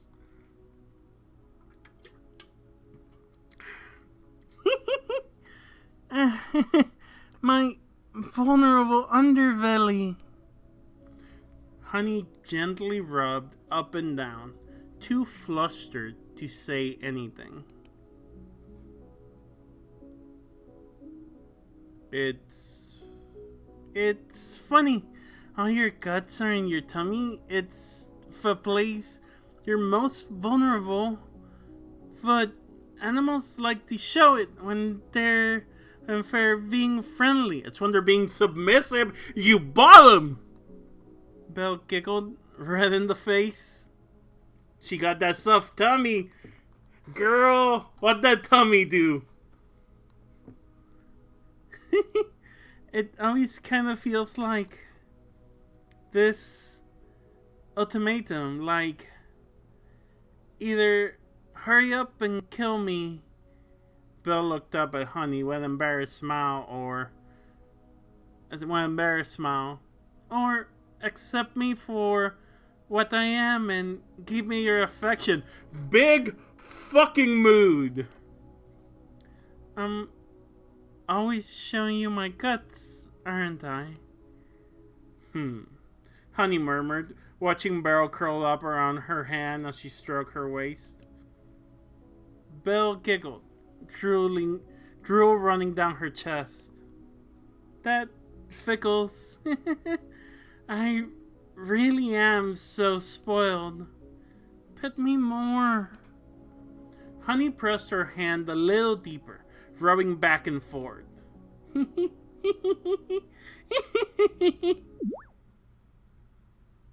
Is this someone else?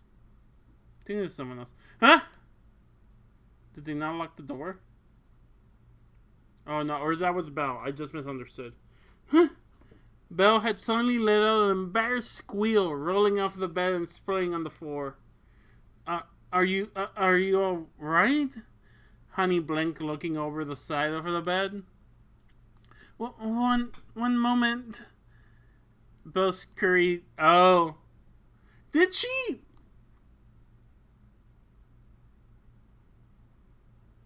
Chad, we're all adults here. This is an adult stream. You wanna drink a little? Was that piss or cum? She did talk about pissing if she got too excited. It's awesome. It's normal for girls. It's normal for girls. Listen, I'll talk about it. Who fucking cares? This is 8 people in my stream. Who fucking cares? I have experienced a dry orgasm from just being touched multiple times. It's really nice. I never expected. I can't predict it. It just happens. If you're like with the right person at the right moment, you're feeling right. Yeah, it's good. It's good. I think we do know the other states at this point. You know, maybe they do say right what you know. So no shade on Ivy. Listen. Honey sat up, unsure if she should follow. Okay, so she needed to piss. Okay. I had to tinkle. Belle called out in a weak voice. Honey exhaled. Both relieved and exasperated, like, Jesus Christ, this girl. Jesus Christ, this girl. You said that word again. And you left the door open. I mean it. Don't worry, Belle whined. Well, my voice is dying there. Let me get water real quick.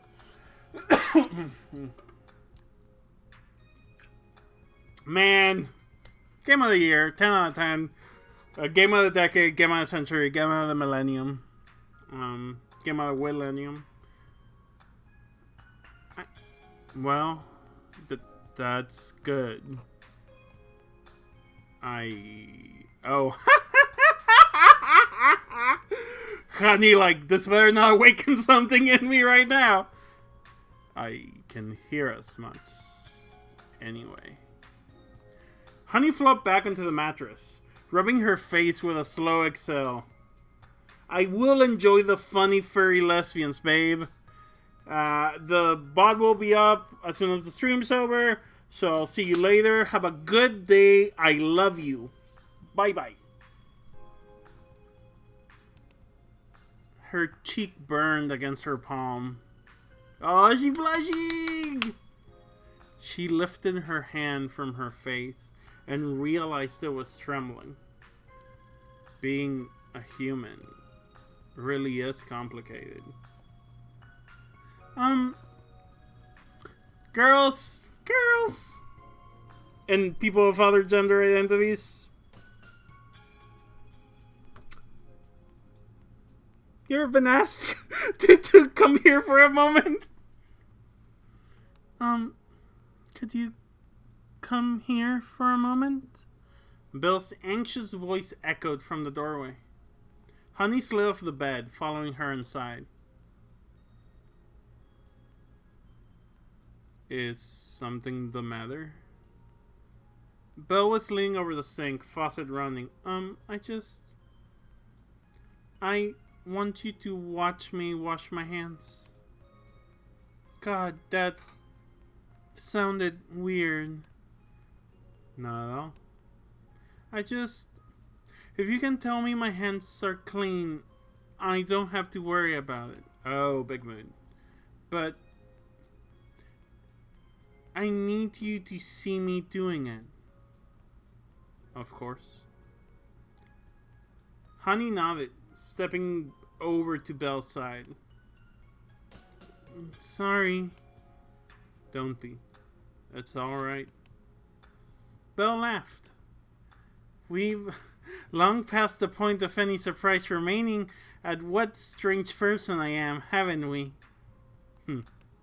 If it helps you feel comfortable, then I don't mind any kind of request. You really are a sweetheart. How's this? Belle presented her hands to Honey. Perfectly clean. Honey took the hand towel from the counter, wrapping it around Belle's hands. The Honey stamp of approval. Belle smiled, rubbing her hands together. Tactical squeak! Now, carry me back to the bed, she grinned, bouncing on her toes. Yes. God, this is so gay and good. Honey crouched down to lift her up.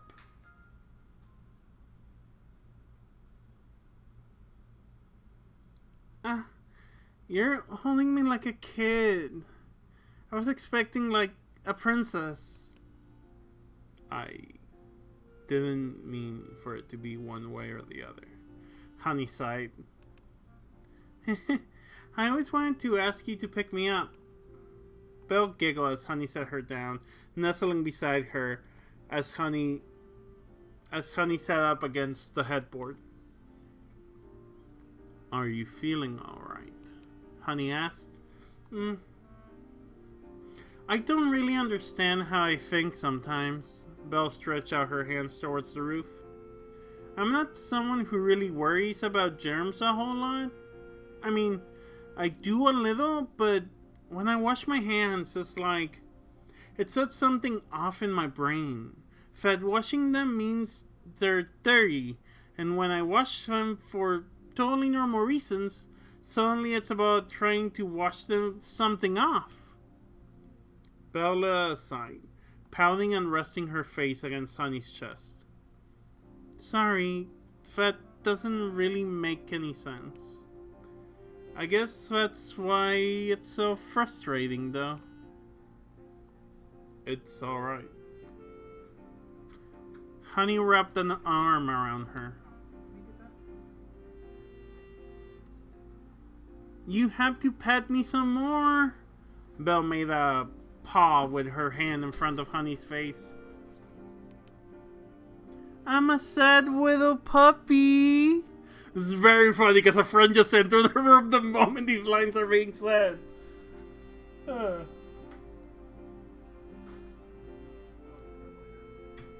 worry about it. Okay.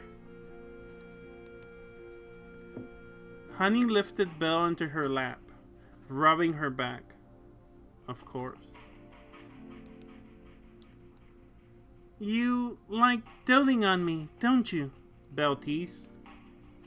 Honey rested her head against Belle's, squeezing her hand.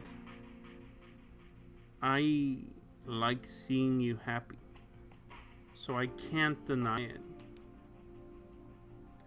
You're sweet as honey, Belle cooed, rubbing her face against her cheeks.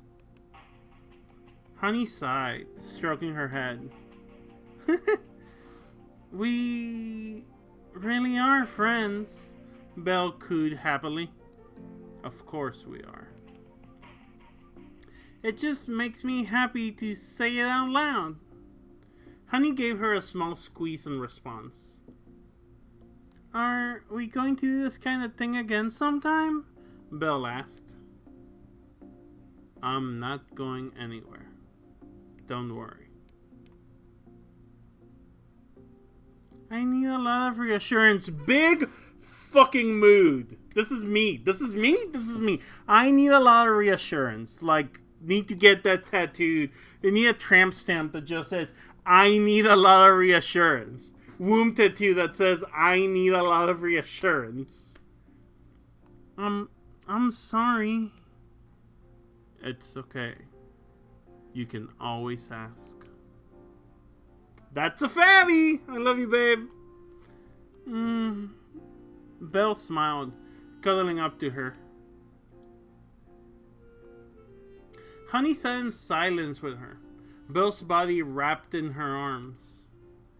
Belle lay as if asleep, Honey feeling the soft rise and fall of her body against hers. She was probably tired out by now, given everything tonight. She raised her hand, gently stroking the back of Belle's head. It was scary hearing her breathe, feeling Belle so close to her, but in response to that fear, Honey wanted to reach out to Belle for reassurance. Belle gave a wordless murmur back, her tail slowly wagging in appreciation. Everything was okay. Belle was safe in her arms. She trusted Honey's touch, and touched her kindly in return. It all felt surreal to Honey, embracing someone in a Manor's guest bedroom like this. Being this close to someone, it felt like something beyond her, or never meant for someone like her. It shocked her she could act like this, touching Belle's face, rubbing her back, lifting her into her lap. But Belle made it easy. Her affection was so full and uncomplicated. She loved every single thing Honey did and understood everything she tried to say. Belle's touch was filled with warmth. The first time Honey was ordered to kill somebody, she remembers staring at their body, so far away that it felt like trying to discern a shape from a shadow. She stared at it for what it felt like an eternity, trying to make sense of what had happened. It didn't feel sad. She didn't understand it. Her life was inhuman, and she became inhuman. Everything was so far away, but Belle was right here, holding on to her.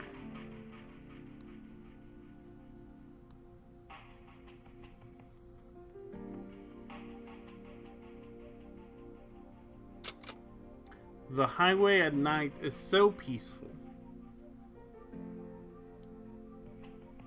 Man, I fucking love this game. This fucking game is so fucking good. It's so fucking good. Jesus Christ. Oh, my gay little heart. And we're not even done with chapter 2 yet. We have been going for 2 hours and we're not done with chapter 2. I think it's gonna take way longer than I expected. Which is good. I want more of this. Yeah, just surprising. I was making my estimation based on chapter 1 and this is way longer. Honey and Belle sat side by side in Honey's couple. Coop? Coop? That's how you say that, right? Coop? Like the guy from Twin Peaks? Coop? I've never watched Twin Peaks. That's not true. I've seen like 2 episodes. Yeah, hey, kitty cat herder. This is so touching. You need to catch up. This has been so fucking good. This has been so fucking good and so fucking gay. Ah. Sorry, it's... Oh, no, it's Belle, sorry. Sorry, it's such a long trip, Belle murmured, clutching her rabbit to her chin. She had taken the train to the nearby town and then joined with the complimentary carriage rides up to the manor house. Honey refused to leave her to travel home alone at night and insisted on driving her home. It's fine. I like driving. Really. Honey murmured. Still, Belle sighed, her apprehension fading. I appreciate you always doing this for me. Thank you. It's no trouble. Belle smiled, watching the streetlights. Family like hers. They'd have a whole fleet of cars and drivers.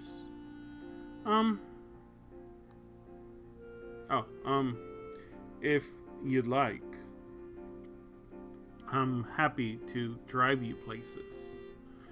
If you wanted to go shopping or whatever else, or just visit somewhere, Honey offered. You don't have to. I mean, I like to do those things with you too. We could go clothes shopping. I don't exactly get much of an allowance, Belle laughed awkwardly. Oh, well, I'd be happy to pay for it. Is that really okay? Belle fidgeted with her rabbit. Belle, let your cow sugar mama take care of you. You're the cute puppy girl. You're the pet. You wanted this. Of course. It's no problem. I've been meaning to go shopping myself for a while. If you wanted to. Well, Belle smiled. I'll come with you if you let me pick out an outfit for you. Honey sighed. Well, that's worrisome, but alright. Yay! Belle laughed, kicking her feet. Honey let out a small scoff, holding a hand to her mouth. I've always wanted to go on a picnic. Do you want to? Belle leaned forward. Of course. That sounds nice. Where would you like to go? God, if they die, I'm gonna cry so bad. I don't really know anywhere. Honey pondered for a moment, thinking about the things that Belle liked. There's a rather nice park in East Tower. There are lots of flowers and a lake. We could go shopping, then have a picnic lunch there. If you like, we could visit the local bats after that. I go with Emile sometimes. I think you'd really like it there. Honey suggested. That sounds wonderful. You sound excited. Do I? Of course you do. I am too, Belle smiled. IW too.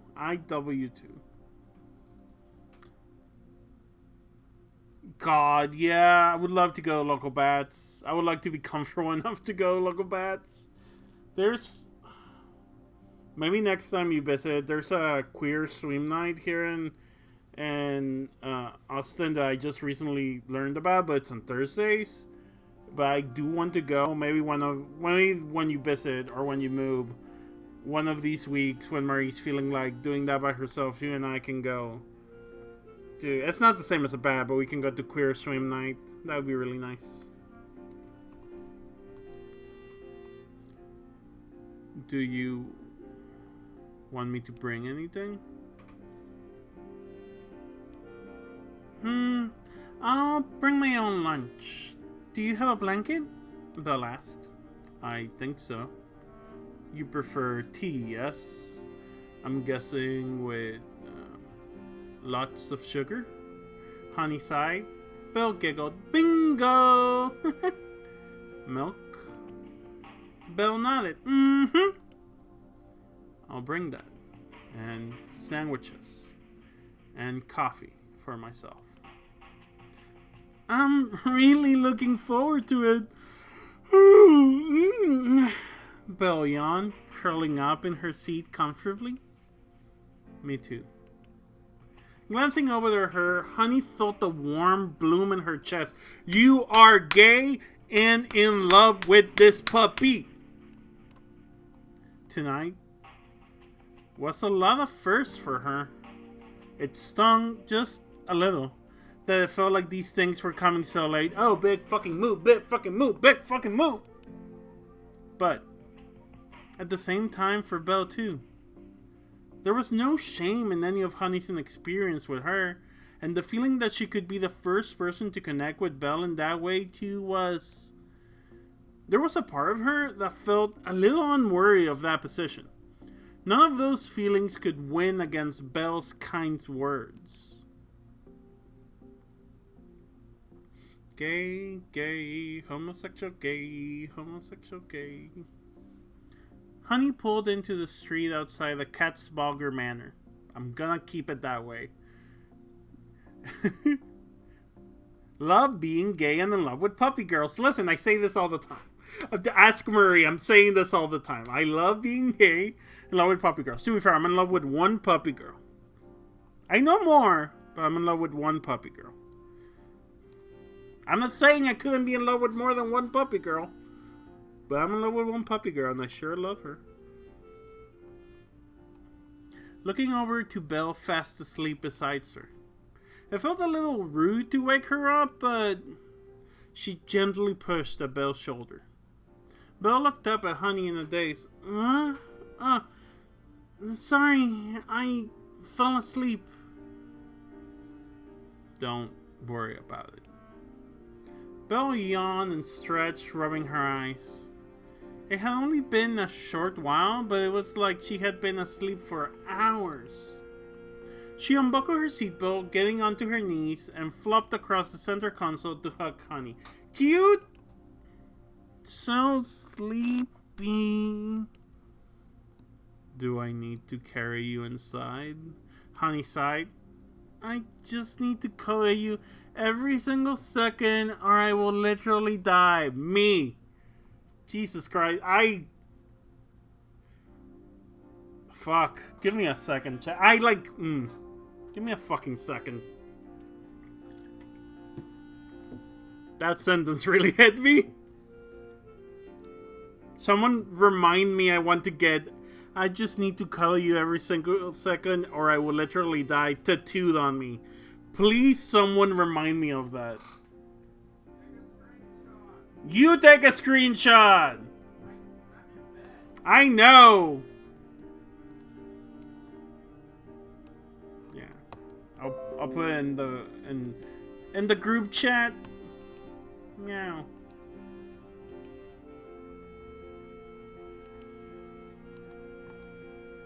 Just put this here for now.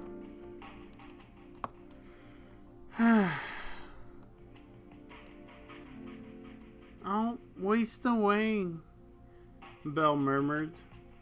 Honey exhaled, stroking the side of her head. I'll miss you, Belle whined. It's okay. We'll see each other again soon. I know. Let me be a baby for a bit. Take your time. I need enough honey energy to last until I can see you again. Again with that. My honey nutrients! My honey vitamins! Belle held Honey in silence as if she'd falling asleep again before eventually sluggishly dragging herself upright. You're okay getting inside? Honey asked, following Belle out of the car, somewhat concerned she might trip over. Belle stretched and yawned again. I'll be fine. I'm sleepy. She turned to Honey, smiling despite her exhaustion. Enough honey energy to last. Yeah, it's so cute. I had a really lovely time tonight. Me too. It was really nice. I'm really glad. It goes without saying that, well, tonight meant a lot to me. Me too. Belle sighed. Alright, I need to go inside eventually. It's freezing out here. Honey nodded, a little reluctant to let her go. Is it okay if I call you tomorrow? Belle asked, opening the Rhode Island gate. Of course. We need to work out our plans in any case. Take care. I'll do my best. Good night, honey. Belle smiled. Good night, Belle.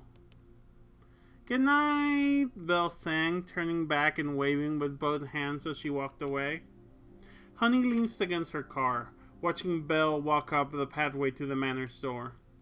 It was beautiful, like any other home for nobility, but looking at the building gave her a sense of unease.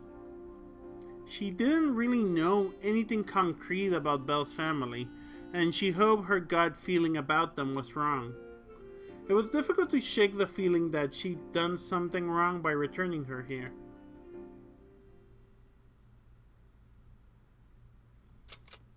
Lilac Fleet Special Division Dragoon Command. Hey, did y'all enjoy the gay shed?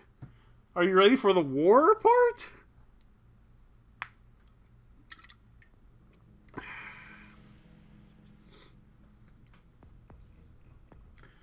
And for what purpose is your excursion?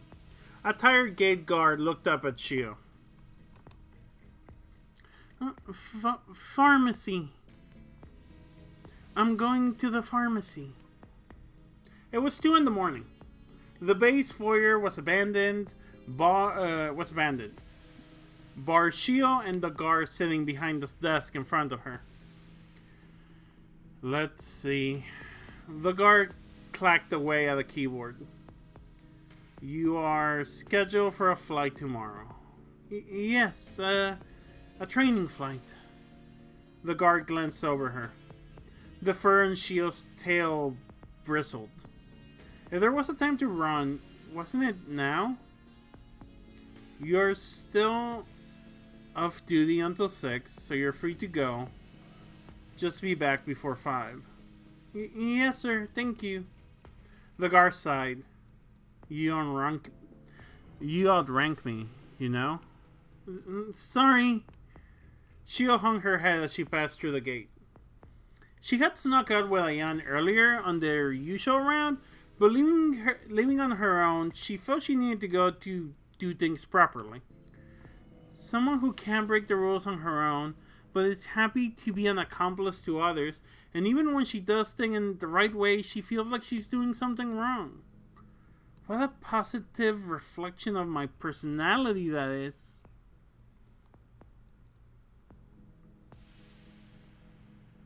This is for all intents and purposes, in case this is the first time you have joined the streams. Our protagonist, she is in the other side of the war than Honey and Belle are in. Belle almost killed her once, not on purpose. She was shooting someone else. So yeah, war never changes. If Honey and Belle are in like the Principality of Xi'an, this is more like the Gundam side of things, and it turns out that Shio has the capability to pilot the Gundam, which in this universe is called the Dragoon. So yeah, so she got moved from like a remote place in space. Oh, the art in this game is beautiful. She got moved from a remote place in space where she was in zero G all the time to like the biggest capital fleet to be one of the Dragoon pilots. And she's still having trouble adjusting. Sorry. Bear noises. It was strange seeing the ship at night. Or having a concept of night to begin with. Schedules were loose back home, and the hull repairs was a job performed at all hours. You turn off your lights off when it was time to sleep, but the nature of traversal in zero gravity meant lights in hallways were always left on. She could see how it was different here. Through the train window, she'd seen expanses built like terrestrial suburbs, and where Ayane and her ate lunch, she could see the windows of apartment buildings. There was a kind of inside and outside, even if it was all just large rooms in a ship. And what she had seen so far was still only the smaller sections. Every time there was like... everything here was like that. All a closer semblance of planetary life. Shio shrank as a pair of soldiers on patrol approached her. She always feared that accusing glance, that suspicion, that tap on her shoulder from behind. One of the soldiers raised her arm in a casual kind of half wave, half salute. Shio froze up for a second, unable to parse why they would greet her like that. Was it meant to mock her? Of course, she realized it was because of her uniform.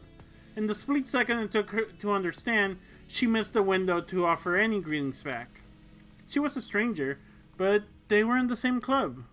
Inside and outside. Was this life on the inside? She was just having a time of it out here. Shio wandered through the aisles of the cramped pharmacy, looking up at the shelves that reached all the way to the roof. These kinds of stores were much different back home. All these tiny boxes and pill bottles were too small and numerous to easily secure on shelves for customers, so there was no self-service. Instead, there was a series of screens and posters as catalogs for products with reels and tickets beneath. Pulled off the tickets for the things you wanted to buy, then took them to the counter and waited for it to be collected from storage. There were all kinds of things she needed here. Oh, Jesus Christ. Meow. Poor baby. She's not gonna fucking make it, is she? Well, at least we have Belle and Honey, and I'm sure nothing bad will happen to them. So, I'm excited about that. There were all kinds of things she needed here. She kept her pill case inside her spacesuit. Okay, are we gonna get... Although I feel we've gotten the confirmation she's trans like 8 times, are we gonna get the confirmation she's trans again? She kept her pill case inside her spacesuit out of various paranoid impulses, but it was time to get them refilled already. She was embarrassed about all her quirks that came about as a product of irrational fears like that. I mean, she literally said last time she went to the restroom that in space she had to use the male restrooms. So, like, that's confirmed already. I don't know why I'm acting like this. I love this heavily low-res photo of a Walmart. It's great. I fucking love it. This is space to me. But it did manage to come pretty in handy often. Half of the products on the shelves were totally foreign to her. Even beyond the things that were impractical without gravity, the gap in choice was obvious. It was all cheaper too. Of course it was. She needed medicated shampoo for her itchy scalp, mouthwash and formulated toothpaste for her easily infected gums, over-the-counter sleep aids, vitamins for her bearing deficiencies. Not that she had any real up-to-date information on those.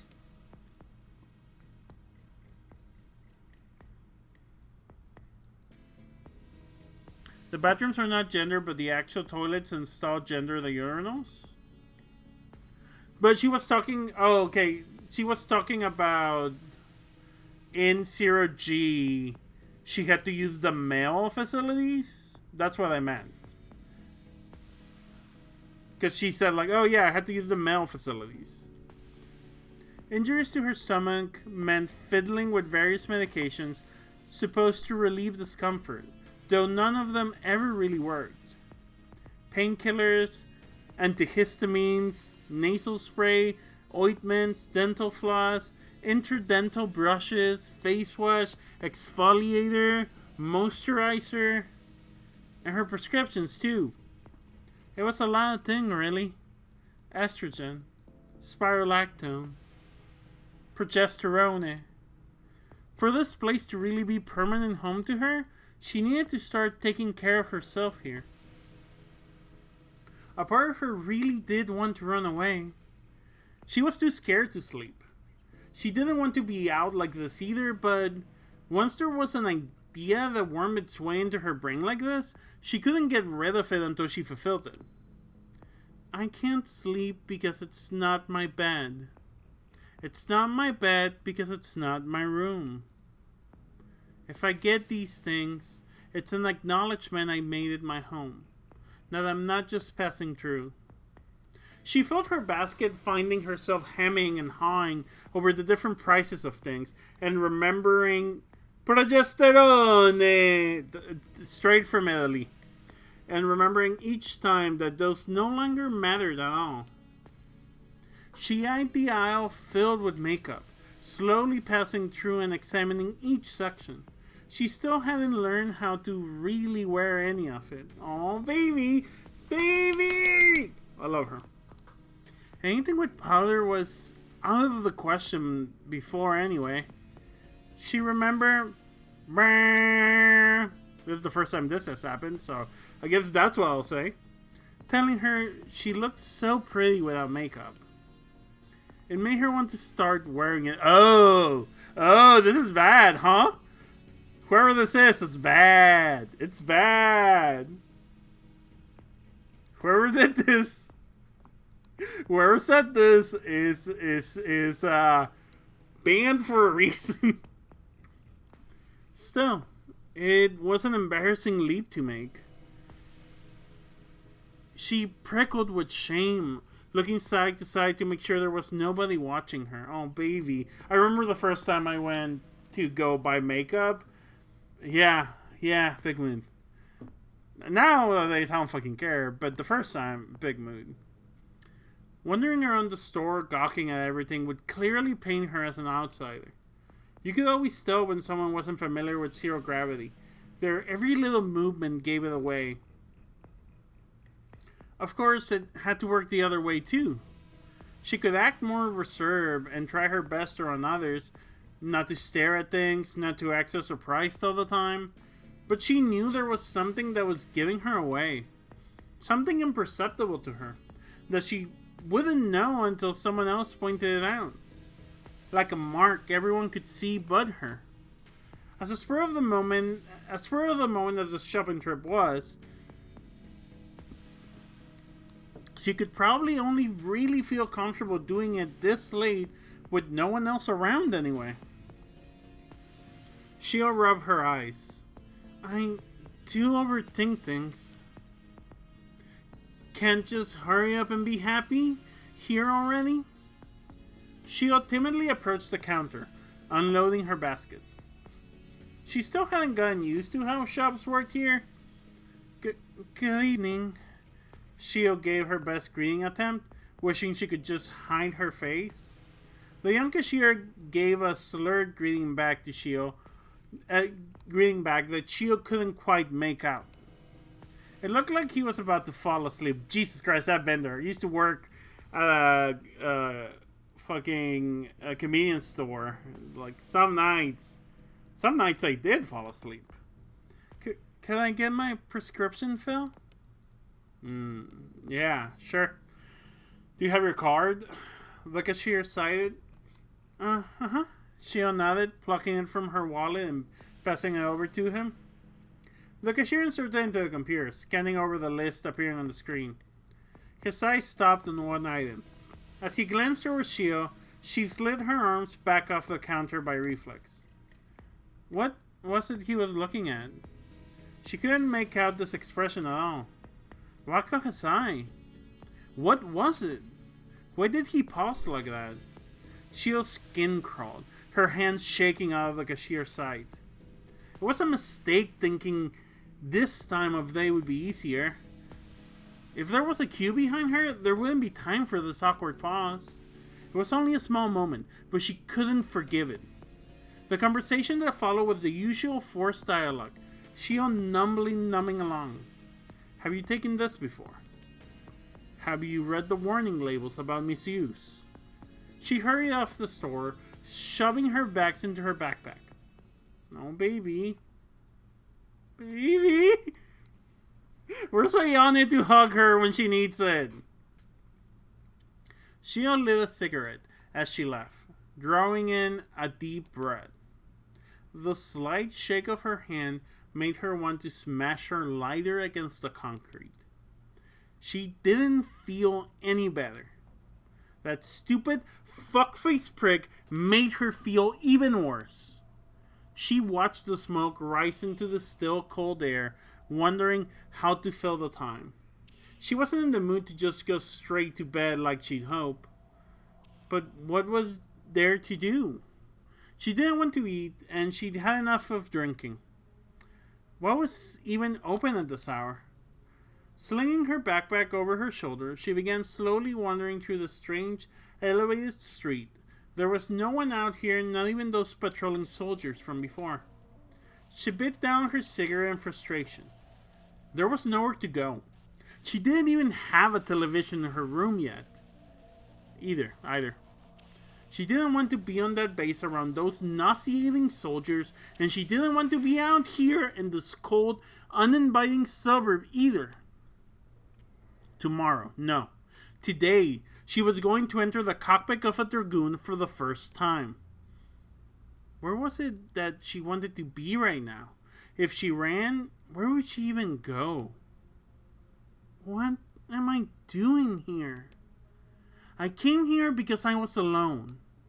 I still am. There's no one waiting for me when I get back. What about your stuffed toy? There's no one. Oh, Fuffy. Fuffy's her stuffed toy. Even Fuffy is avoiding me. I don't have any friends. Ayana's your friend. Meow. Meow. This girl, someone please shake her. Someone please shake her.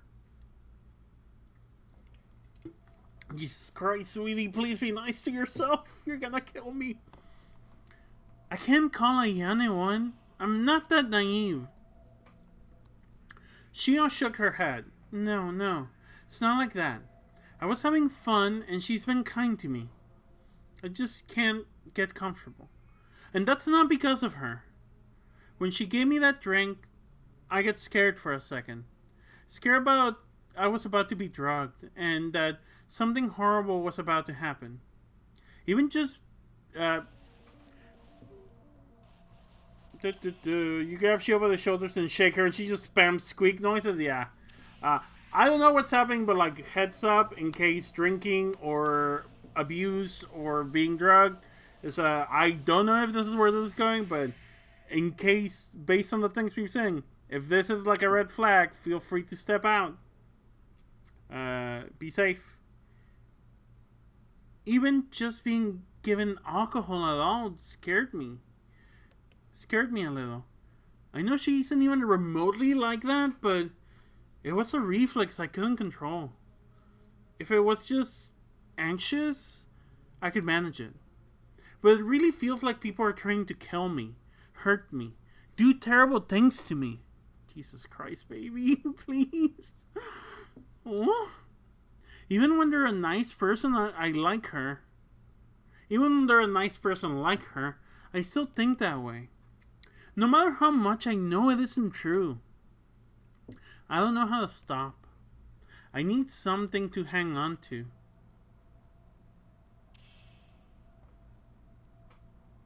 I want even just a little bit of power over what happens to me. When I saw that machine, I felt comforted. Aren't I the perfect specimen to put into one of these cockpits? Shio reached her hand out, imagining how the grip of the dragoon's control stick might feel. She'd read some of the provided literature. The control surfaces weren't connected to anything directly. It was a contextual input based on the thought provided by the neural link. It controlled whatever you needed it to, when you needed it. She let her hand go. The thing she was reaching for was beyond imagination.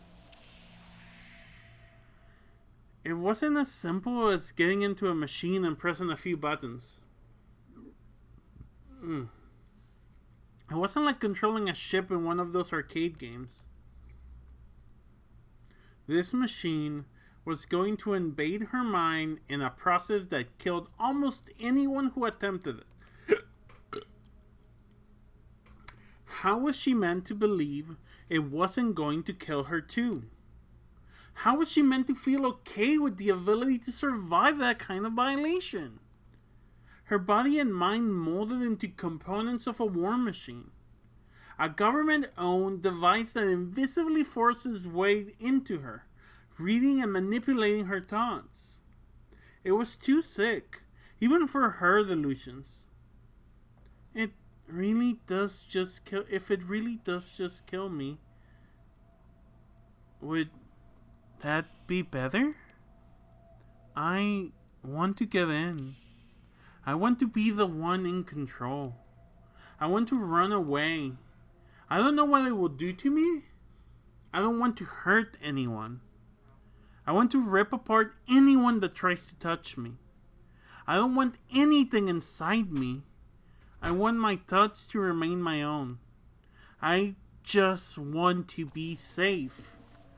But where can I be? None of this feels real. How could any of it be real? I feel like I want to wake up. Like I could just open my eyes and I'd be living a normal human life. I don't know when it started. Maybe it's been like this my whole life. But I've never been able to accept the way things are. Living and dying and spending every single day of it like this, it's all too pathetic. It all just feels like a bad dream. It always feels like I'm dreaming. This can't be reality. My life can't be this bad, can it?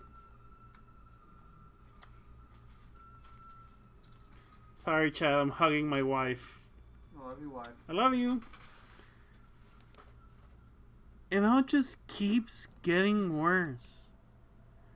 If I die before I start any of this, would I be sparing myself from something? I want to run away. But where can I run to?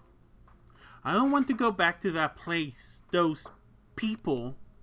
Ayana said it herself. They're all evil. They really are going to hurt me, aren't they? I know what soldiers are like. Haven't I seen more than enough of that? All of those sick... Okay, give me a second to figure out... This is Squirrel Girl. Not her name. This is the ace pilot, the Char Aznavel, the Amore. Well, no, our girl's the Amore. The Quattro Bagina. the ace pilot for her side.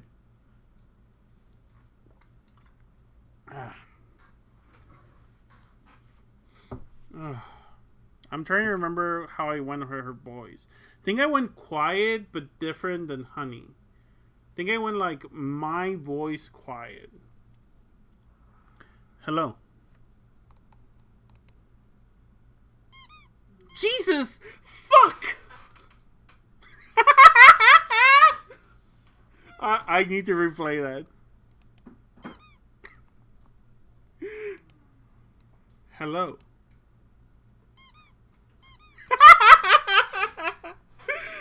Jesus, fuck!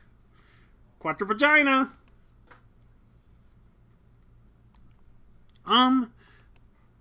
Sorry for soaring. That I startle you? Yes. Sorry. Shio drew a deep breath. What was she doing here? Are you lost? Sima was her name, yeah. Tilted her head.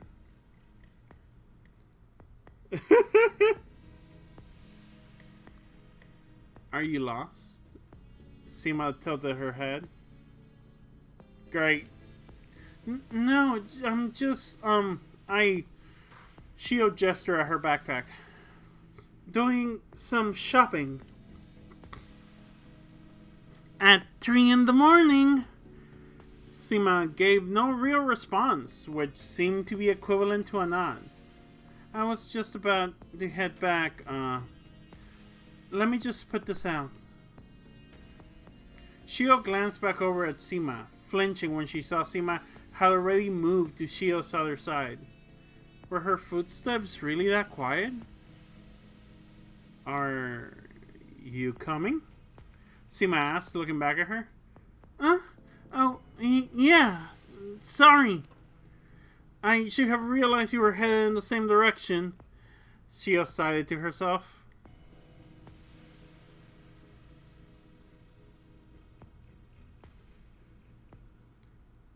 It's a little spooky at night here, huh? Shio looked over to Shima, feeling a twinge of shame. Why would she want to talk about something so stupid like that? She took a moment to try and calm her breathing.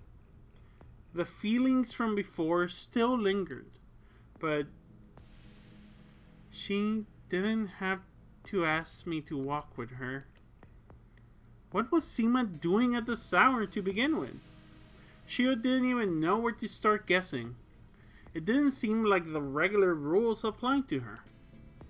I'm not sure why I'm so interested in her. Girl! The second time you saw her, you were like, I want to pet that tail. I bet it's fluffy. You know why you're so interested in her, you homosexual. Ayane seems scared of her. I can't say that I'm not either. But it's a different kind of fear. There's something so strange about her. But it's a little comforting too. I'm strange too, aren't I? Well, it's not quite that, but she looks at everyone in a distant kind of way. But it doesn't quite feel like she's judging people. She doesn't seem to talk to people at all, really. So why the dyed hair? The colorful glasses? The particular uniform? I want to know more about her. 'Cause you're gay. She let me help her, even though she seemed like the type to refuse stuff from anybody. And she thanked me too. So, I want to know why we're walking together. Even though she won't talk to me. Sorry if I'm wrong, but we're from the same kind of place, aren't we? Shio asked, looking up at the metal columns rising to the ceiling. Shima kept looking ahead, pausing for a moment before speaking. What makes you say that? You don't need a wire gun in the hangar either. I never realized. Said my mother to herself. Realize what? That I didn't need one. Oh. So, how long have you been here? Do you always ask so many questions? Sorry. Shio hung her head with embarrassment. Well, what was she meant to say to her? I'm sorry, but can I ask another question? It's kind of a serious one. If you must. Do you know if there's a way for, like... I've gotten my testing score, but if there's a way, any way that Shio trailed off, fidgeting with her hands. Can a dragoon reject someone even if their tests say otherwise? Because I have my test flight soon and I don't know. It doesn't really feel right. Are you a normal person? That's kinda... That wasn't a question of self-image. Sima cut her off. Are you a normal human being? I think so. If you have a good score and you're a human like anyone else, there's never been a case of rejection. Test pilots stopped dying a long time ago. I see. That's good to know. What would be an abnormal human? Shio passed. Sorry, I shouldn't be asking you any of this. I'll do my best on the flight. It's expected to be scared, Sima murmured, gazing off into the distance. Yeah. Was that reassurance or disappointment?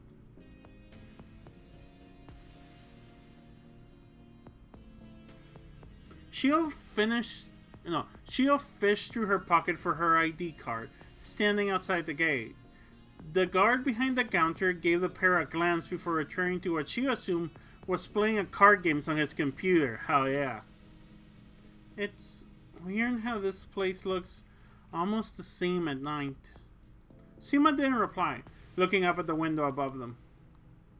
She wasn't holding a card or looking for it. Are you not coming in? Shio asked, swiping her card. No, I don't live here. Sima muttered, turning away from her. She exclaimed, already halfway through the gate. She debated whether to thank her, say goodnight, or something else. Sima had already started walking away. She stood stunned on the other side of the gate, watching her leave. Did she just walk me home? Oh, this gay bunny. This gay fucking bunny.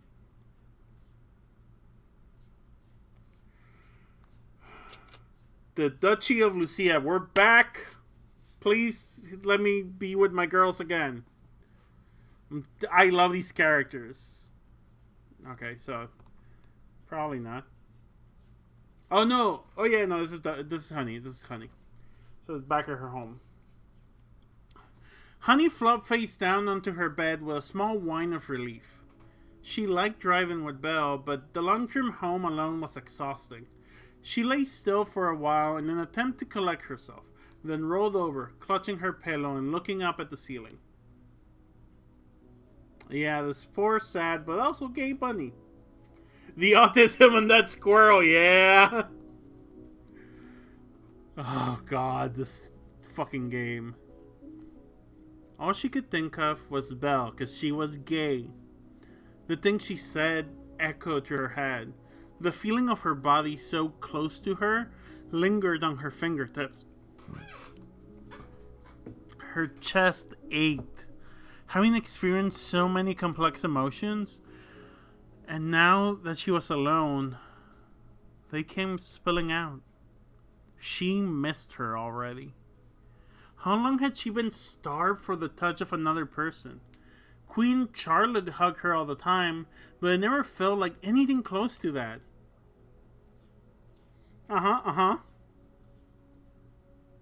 The way Belle had hugged her before didn't feel anything like it did in that bedroom. But it was like Belle said. It was scarily natural. She could rarely speak without feeling like she was choking, and yet she could touch Belle so playfully, even letting her bite her hand. The feeling of Belle's body in her arms was so calm and simple. It was impossible to fully respond in turn, but just about everything Belle said, about touch, about loneliness, Honey felt the exact same way about it. I don't want to be alone again. Thinking about those words, she clutched her pillow tighter. She couldn't feel it for herself, but Belle deserved to experience that a lot earlier. The words Belle shared about her childhood pressed against her heart like thorns. Honey mourned her family, but did Belle even have one to begin with? The mother that had gifted her that rabbit. Belle never got to meet her. Her father and the rest of them, what did they do for her? How do they treat her? If those people cared for her, she would never have said such things. Even if she was ill, she would have had company. The image of Belle alone in that hospital bed, it all felt too cruel. Waiting to give up, and with no hope for the future, shouldn't there have been someone there to tell her otherwise? How can someone let a child feel that way? Honey buried her face in her pillow, digging her fingers in a tugging at the fabric.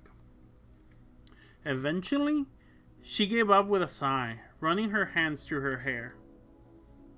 But I felt those kinds of things too, didn't I? How many times did I cry in this same bed? She bit her lip in anger. It just wasn't right that Belle had to suffer like that. Girl, you can ask her to move in after one date. I mean, it's been more than one, but you could have asked her to spend the night. You could have asked her to spend the night. I'm just saying. Everyone would have been happier.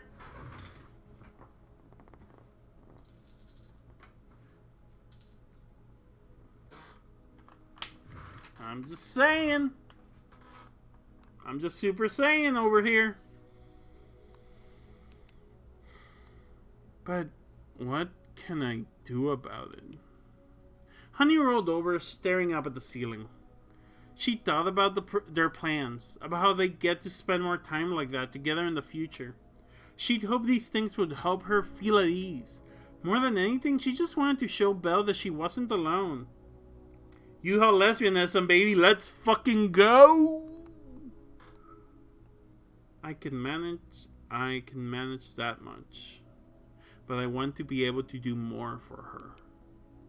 When did I get so protective of her? I guess that's always been my nature, though. Thinking about how Belle collapsed during their walk, the uncertainty of her health nagged at her. Honey never knew how to ask about it, and Belle didn't seem very interested in discussing it either.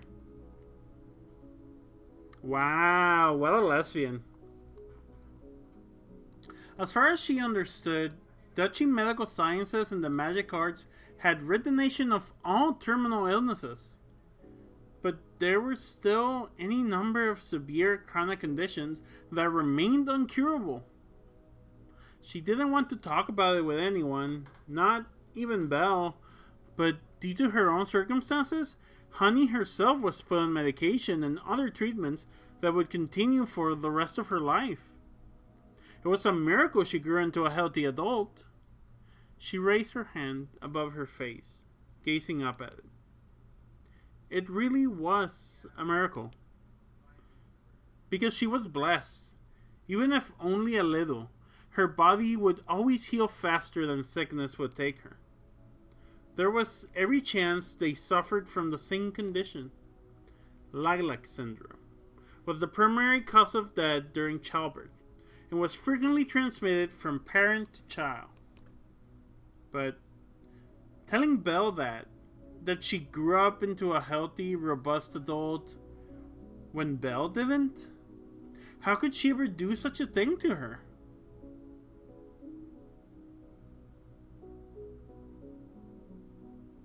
Stepping out of the shower, Honey stared at her reflection in the mirror as she toweled herself dry. Yeah. Her pale yellow eyes staring back at her. She wondered how Belle saw her. Was it really okay that Honey couldn't smile? Not even at Belle. It's totally okay. Hey, if you're, just in case you're listening to this and you're wondering that, it's totally okay if you can't smile. We all carry our fucking trauma. We all carry ourselves and our lives and our baggage, and we carry on as best as we can. So don't be too mean on yourself. God, we're gonna get to 3 hours, and I think I want to keep going. So we'll see. We'll fucking see. I don't have plans for today. We'll see. We'll see. If Wistful Stargazer or Cutie Zirconia are still in the chat, let me know how much I have left in Chapter 2. Like, do I have an hour left or do I have 3 hours left? I would like to know. Was it really okay that Honey couldn't smile? Not even at Belle? She sighed, rubbing lotion on her face and pushing her hair out of the way. It felt a little warm to remember Belle calling it pretty. Honey had never talked about her mother like that before. This is the last scene of Chapter 2. Oh, hell yeah. Hell yeah. Thank you.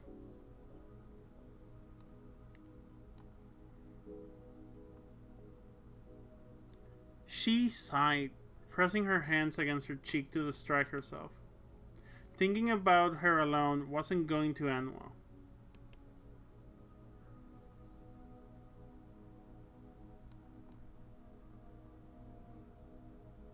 Despite her exhaustion, Honey found herself lying awake in bed, staring at the ceiling and listening to the wind outside. Her house was always dead quiet. She wanted to think that she didn't mind living alone, but after everything tonight, coming home to an empty house felt all too lonely. Ask her to move in with you. 10 hours to play together. Okay, cool. Thank you so much. That is incredibly helpful. She found it a little funny. All of a sudden tonight, she realized how much she cared about Belle. Though, when Honey thought about it, this whole time she'd been attending parties she hated to be with her. Their first meeting was strange. It was hard to understand her or why she was so interested in talking to her. Honey remembered feeling like it was waiting to be made fun of, or that Belle was playing some kind of trick on her. But right from the start, everything that Belle said to her was meant with sincere kindness. She wondered what Belle's days looked like. Belle had asked her that question, and Honey only realized just now that what the answer she gave really meant. Belle had wanted to know what Honey's daily life, or rather, what her private life looked like. Did Honey even have something she could call a private life? She described a routine, eating, cleaning, training, but not once did she mention speaking to anyone. If she had to describe Emile's private life, she would speak of her relationship with her mother, her siblings, the members of family close to her, chatting over tea with noblewomen like Prancer and Ribbon, her time spent watching duels and operas, how she always brought home a gift for her younger sister, leisure days spent with her friends and family, things like what she had for breakfast or how she cleaned her house would not be remarkable enough to mention. And to Belle, none of what Honey described to her appeared sad. She hadn't noticed at all how pitiful Honey's life sounded. Most likely because it was an experience very close to her own. Honey grimaced, rubbing her face with her hand. was it right to want to lift her from that loneliness? Every time the music cuts off, it gets me. I assume that's on purpose, but I don't like it at all. It's just like, okay, I'm going with the music, I'm vibing, and then it just cuts out. It all felt too egotistical to say she could be the one to help her. She wanted to be there for her, to be someone she could rely on. She had wanted it for a long time. Ask her to move in with you. Again and again in her life, she was saved by other people's kindness. She wanted so deeply, even if it was just the once, to be that person for somebody else. The things Emil wanted were simple. Honey knew she didn't need a guard, but she knew that Emil wanted someone at her side, someone she could ask for counsel, vent her frustrations to, someone she could trust to see her true self. Filling that role brought Honey fulfillment, and a place where she felt she belonged. But as she grew closer to Belle, Honey realized there was something missing in her. Belle wasn't interested in that kind of stoic relationship. Emil was strong, stronger than anyone, but she still had a heart. If Emil needed someone to be there for her, could Honey do that? What would she do for her when she could barely speak to even her? I want to become a gentler person. She was shocked at how easily affection came to her when she was with Belle, but it didn't feel like enough. If Belle needed advice, guidance, something that couldn't be expressed as simply as a hug, what could Honey do? She felt painfully lacking, but at the same time, she did feel like she was growing. Every time she and Belle met, it grew easier to talk to her. Surely she could communicate more with Emil too, if she put in the effort. For the first time in a long time, Honey felt some sense of interest in the future. She wanted to grow more, become a more dependable person. For Belle, and for Emil too. It felt like she had been allowed to live, to change, to one day feel human again. If she told Belle that, she could imagine her reaction. Belle would laugh at her a little, tease her for her sentimentality, and wrap herself around her arm in praise. That was something Belle had always wanted her to understand, wasn't it? Honey sighed and covered her face with her pillow, embarrassed at her own thoughts. She always says I'm spoiling her, but I feel like it's the other way around. She's always so sweet to me. She doesn't see me as a cold person at all. Once again, every time the music cuts, it gets me. It takes me out of the thing. And it's only this track. None of the other tracks do that. It's only this track. Maybe they didn't expect you to take this long in these scenes, but I don't know. She dotes on me a lot. Really.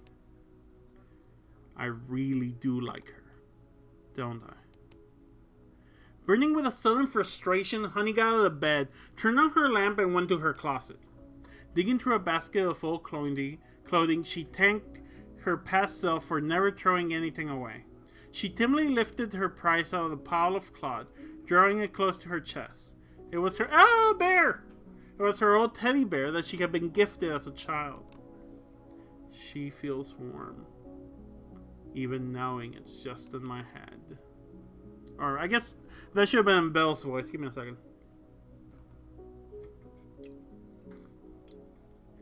Oh, it's so fucking good.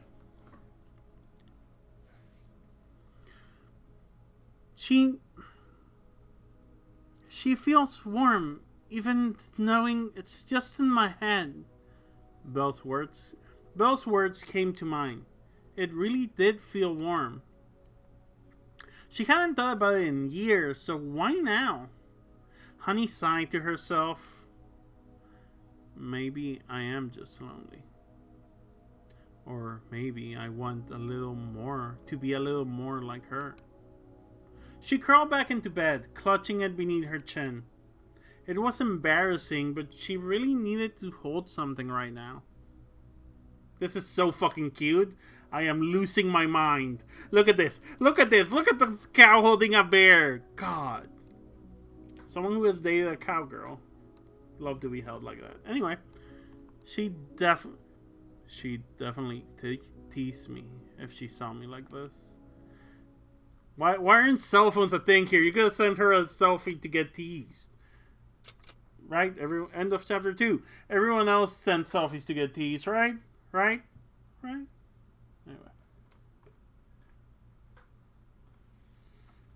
Time for these two girls to tell us about the end of the chapter. Hello. I forgot what voice I gave you, so I'm gonna go here. My good little spacefarers. Let me do the greeting for once. It's not your fault I'm a quick shooter. Yeah, you can say that again. Huh? So, how did you lovelies enjoy chapter 2? So right, bestie. Aren't Sheila and Belle kind of similar people? It's so sad they're on opposite sides. Rivals in a crowded archetype. I want to watch them bash each other's brains out with a big rock to determine which one is the strongest. Don't you kind of just want to see the both of them get choked a little? Jesus fucking Christ, Ivy.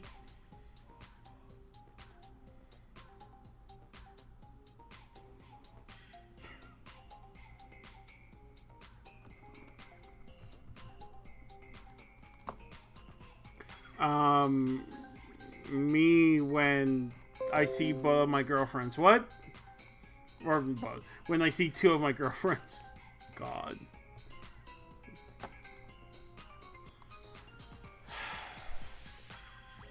These two are a lot. I think it's a sheep, maybe? Oh, you meant... Yeah. Yeah. Anyway, Jesus Christ.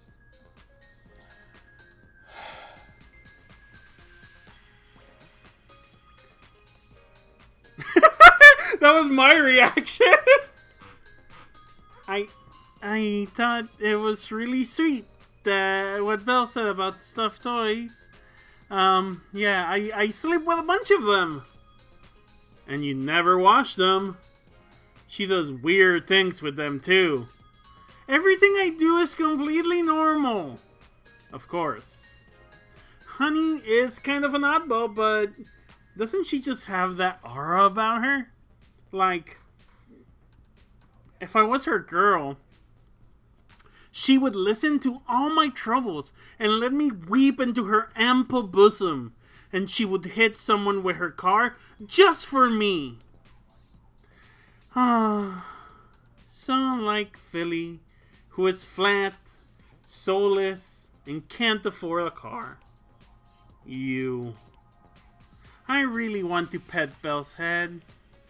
She's such a sweet girl. I don't know. Childish women are kind of annoying.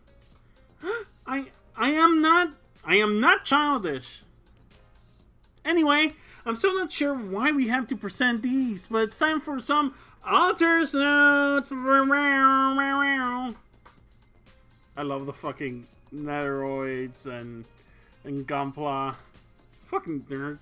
Ivy, you fucking nerd. Thank you for chapter 2. Oh, I decided I was gonna use my regular voice for Ivy, so give me a second.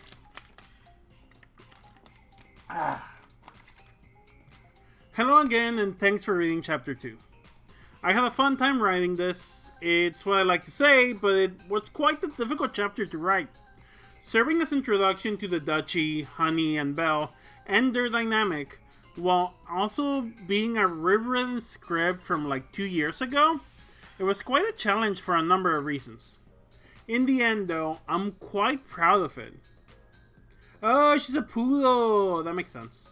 I was like, if that's she, I'm very smart, you know. There was a lot that changed while rewriting this chapter, in particular with the addition of character sprites. In the original, Honey often gave smiles or laughs, but drawing it didn't feel right at all. She struggles with emotion, and smiling is the hardest thing to do. Her character was easier to envision with accompanying sprites, so I wrote her with a much clearer focus on what's difficult for her. As for Belle, she was similar, but in the opposite direction.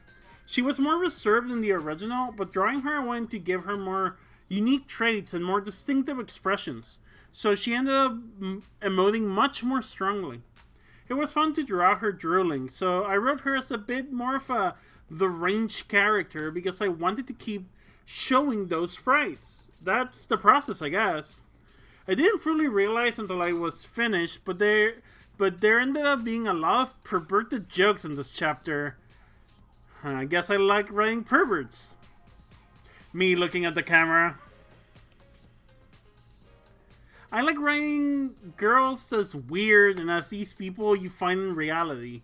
Bill likes to draw art of anime girls being transformed into purring. Okay, good to know. We didn't know this. Bill likes to draw. Okay, anime girls being transformed into purring pudding. What's the point of a setting that has internet without letting brain damage your cast a little?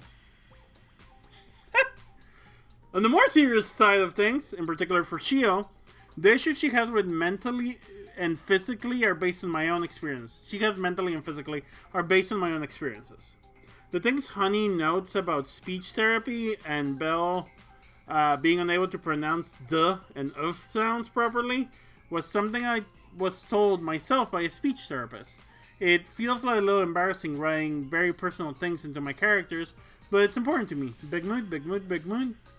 I think the scene with Shio in the arcade bathroom sums up my thesis with this story a little. I want to explore a fictional spaceborne society, and I want to write about how physical and mental health interface with that. For the duchy, it felt natural to explore characters who have difficulty with social situations, when it's a world that strongly judges people for their ability to navigate them. I want to write characters that feel human, and humans are weird little perverts with all sorts of brain and body issues. Huge thank you to the friends that contributed designs for the arcade machines. I'm incredibly proud of how the arcade scene turned out visually. It's really nice. I feel like I've grown a lot as a 3D artist. Doing the backgrounds for this chapter, I want to challenge myself more in the future. This was a bit wordy, but this chapter is pretty raw slice of my heart, so it means a lot if you read it at all and got here. Thank you, and I look forward to showing you more soon. Next time on Coquette Dragoon, Shio enters the cockpit, touches a rabbit, and rides a mother scooter too. Chapter 3, Eating Flowers. Thank you for reading.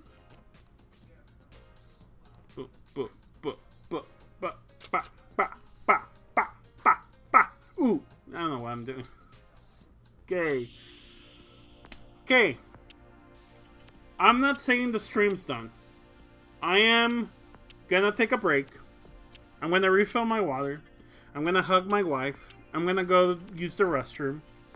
Maybe not in that order. Who knows? And then I'll be back to either announce that the stream's ending or start chapter 3. So, I'm gonna move us to this one. I'm gonna turn my mic off, and I'll see you in like 5 minutes or less, probably.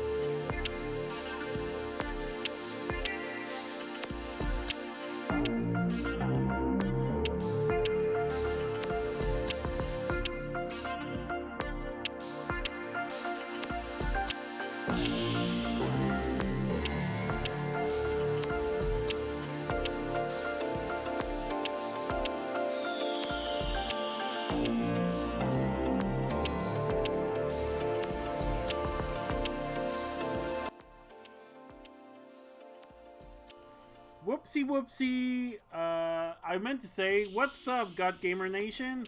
I raced the wrong microphone. I raced desktop audio 2, which is just a copy of desktop audio instead of my microphone. I was gonna say, thank you for hanging out for the first, for chapter 2. I am gonna start chapter 3 right now. I think Wistful already left. But thank you so much for hanging here. I really did enjoy chapter 2. I loved it, actually. And I loved it so much that I want to start chapter 3. I'm really excited to see Shio get in the robot and see what happens there. Also, I switched from being a disembodied head to back to this one because we're in space and we're piloting robots. This feels appropriate. Yeah. So yeah, I'm gonna keep going for a bit. I don't know how long, just for a bit. I normally only stream till 5 p.m.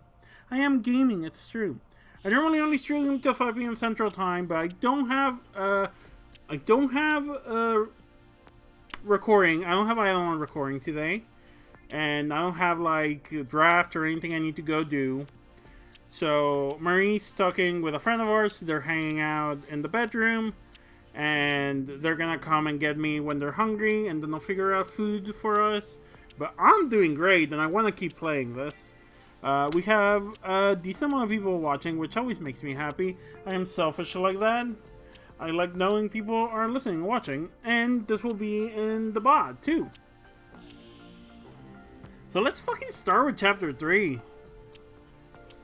Let's fucking go.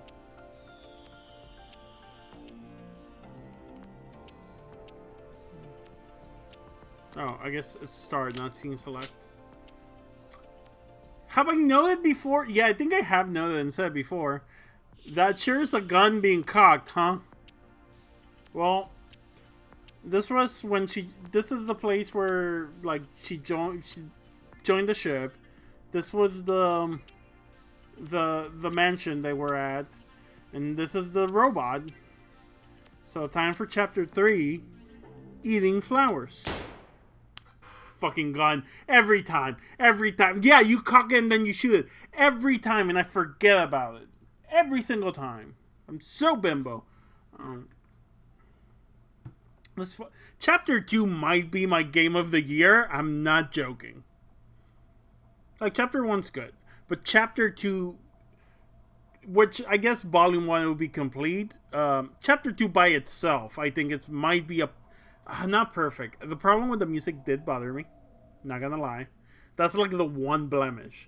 That it takes me out when the music just stops and it doesn't feel like it's for a dramatic reason. It just stops and then starts again.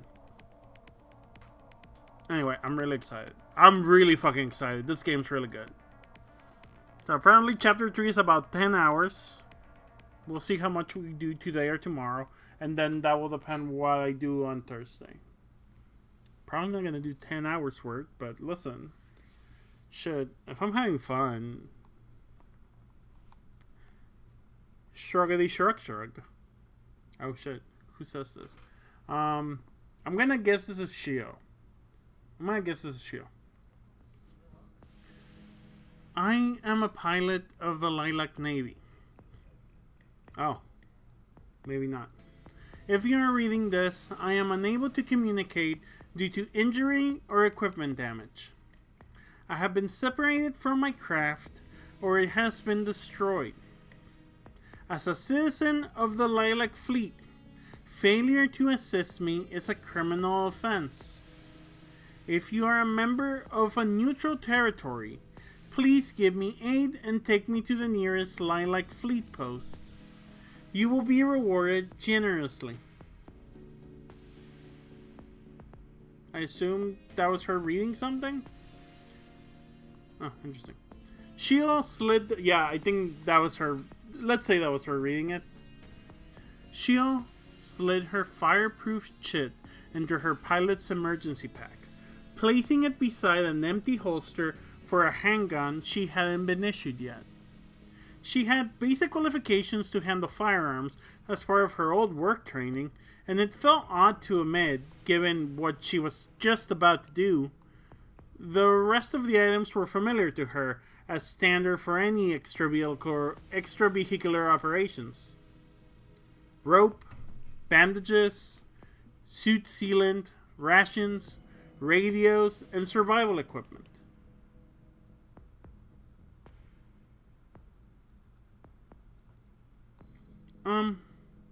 Shio fidgeted with her neckerchief. Shio fidgeted with her neckerchief, hesitant to undo the buttons on her shirt. Susie glanced at her, skirt around her ankles. You can... Oh, what voice did I give Susie? She had like a mom voice, because she had like mom energy. You can change... You can get changed in the shower booth if you need some privacy. Oh, right. That should have been obvious. Shio stuttered.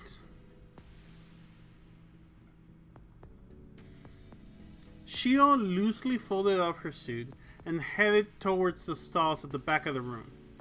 I'm not hard to figure out, am I? As she closed the door behind her, the lack of mirrors inside made her whole body sigh with relief. She quickly unbuttoned her shirt, draping it over the rail meant for a hanging spacesuit. Her stomach tightened at the sight of her bare legs. When I first got here, I got changed without even thinking about it. I wish everything could have just stayed that way.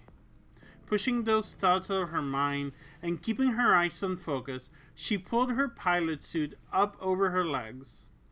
This girl and her dysphoria, huh?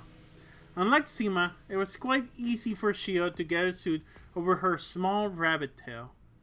She closed the seal up to the base of her neck, leaving the collar open. Did you ever know rabbits and bears have similar tails?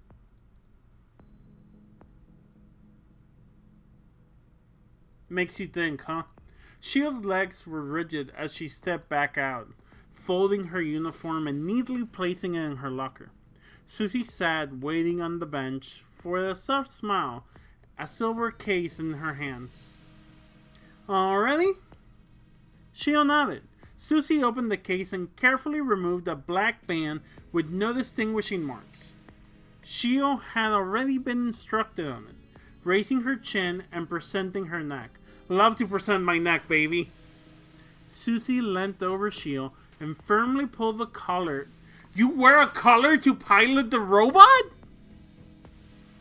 You wear a collar. You wear a collar to pilot the Gundam. I know writers that use subtlety in their writing and they're all cowards, Ivy said.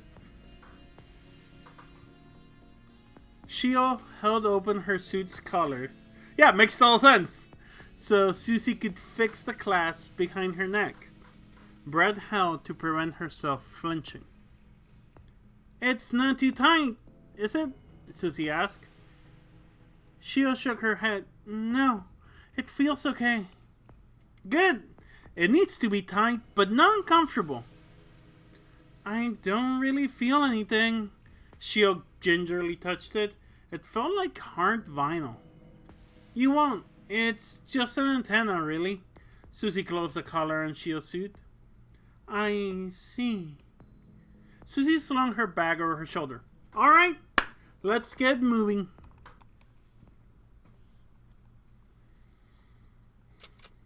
Lilac's Fleet Special Division Dragoon Command, Hangar 8. Time to see her pilot the Gundam. Sorry, bear noises. Shio floated before her dragoon's torso, her hand on the machine's chest. Her breath was sharp, her face stinging from the cold air. Am I still dreaming? Do I want to get in? Do I want to run away? Susie clumsily slowed to a stop beside her, clinging to a wire. Feeling okay? Yeah. Hold out your hands. Shio complied. Susie lightly pressed Shio's palms between her fingers and thumbs. Susie hung her head, laying out a small exhale. You're shaking. Sorry. No, don't apologize. Shio, you don't need to act like you aren't scared. Everyone is. Their first time. Shio nodded. It's okay. It's just a practice run. We won't be in any danger. It's not that. How do I know that my test results weren't just some kind of mistake? Shio winced. Saying it out loud only made it worse. Susie looked at her a little surprised. Had she really never heard that fear before? She placed her hands on Shio's shoulder. If you pass the test, you can do it. Don't worry. Shio nodded weakly. Susie squeezed her shoulder in response. It'll be okay, I promise. Okay. Shio's voice wavered. Try saying it. It'll be okay. It'll be okay. Shio murmured to herself. It'll be okay. It will absolutely be okay. Are you ready to board?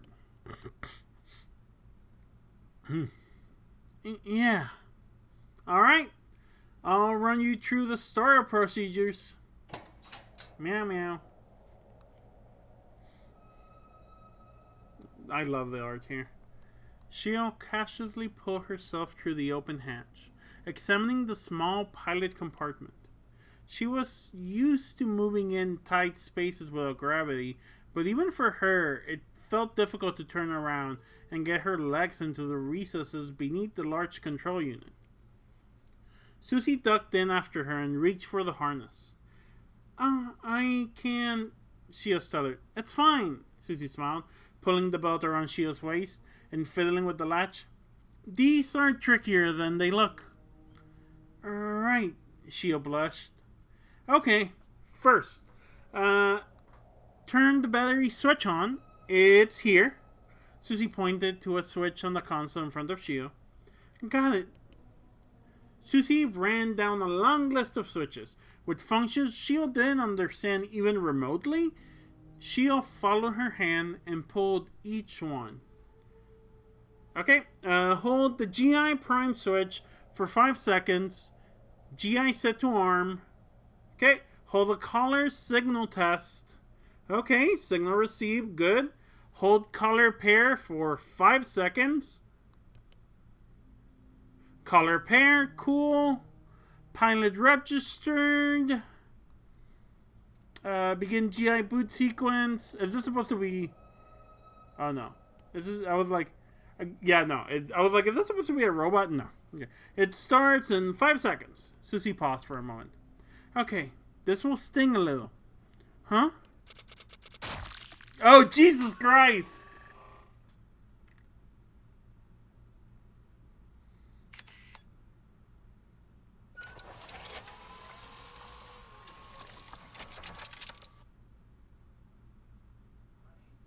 Yeah? Yeah, just a thing happened that I did not expect. I'm good. Wife checking in on me. I was not expecting that.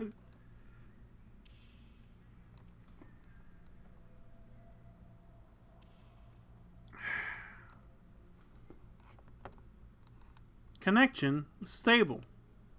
Welcome aboard, pilot. Data link established. Whose thoughts are these? Loading test configuration. Reactor master arm switch activated. Who... Oh, sorry. I was doing this wrong. Oh, is this all supposed to be her voice? Whose thoughts are these? Who is this voice in my hand? Diagnostic complete. Launch preparations readying. I can't move. I can't feel.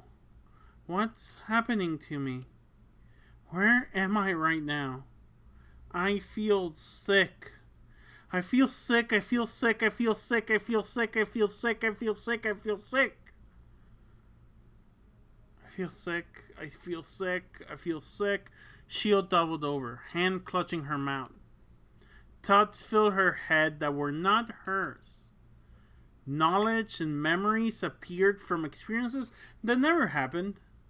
Numbers, terminology, mathematical formulas, military tactics, physics, odds of survival when the body is pierced by a tungsten slug, fight plans, ship names, the methods of predicting enemy movements to debris fields, ballistic, pitch, yaw, and roll. Okay, I want to try to get all of that. References that never happened. Numbers, terminology, mathematical formulas, military tactics, physics, also survival when the body is pierced by a tungsten slug, flight paths, ship names, the methods of predicting enemy movement through the breeze field, ballistic pitch shot, roll affected ranges of light like dragoon weaponry. Their methods is parasitic infection, non metamorphosis, chain of command, escape velocity of the moon, estimated angles. Oh, that's so good. Sorry, I really like that shit. Years of training experience. Reinforcement, understanding, theory, and practice. All of it injected in an instant. Her body convulsed and retched. Her heart burst in her chest. Knives dragged themselves across her skin beneath her sweat-soaked suit. Where was she? Her eyes saw the cockpit. They saw Susie, and they saw every angle of the dragoon hangar with a little orange square painted over every living being, indicating it was a potential target. She curled up in her seat, clutching the sides of her head. She felt her blood pouring out of her. Where was she? Her ears heard rhythmic tapping and whirs from the computer. Was it coming from inside of her? I was right about all of this. I was right.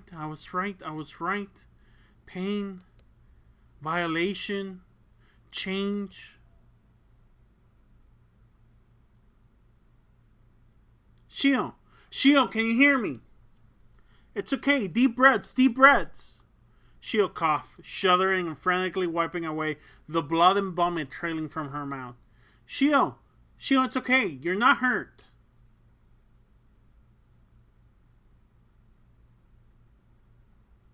After what felt like an eternity, Shio opened her eyes. Susie's hand rested on her shoulder. Sorrow cast across her face. There was no blood. The medication stopped her from vomiting. Only a few seconds had passed. Sorry, Shio exhaled and hung her head, wiping the sweat from her face on her sleeve. Does it hurt too much? No, it's just... She rubbed her head. She exhaled in silence. It was done. She could feel the whirring inside the dragoon as if it were a part of her, and nothing about it felt strange. It was like she had been a part of this machine her entire life. This was past the point of no return. Sorry. If I told you how painful it'd be, you'd only be more nervous. We're going to continue. Is that okay? Shio gave a short nod. Just a simple exercise. I'll point to a control and you tell me what it does. Susie pointed at a random switch only marked with initials. That's for... Shio winced. A sharp pain in her head returned the correct information. Filtering air inside the cockpit. Huh. Was I right? Bingo! Great! Okay, now this one. That's for checking the pressure reactor coolant. Bingo again! This one? Searing the rifle sight on the vertical axis.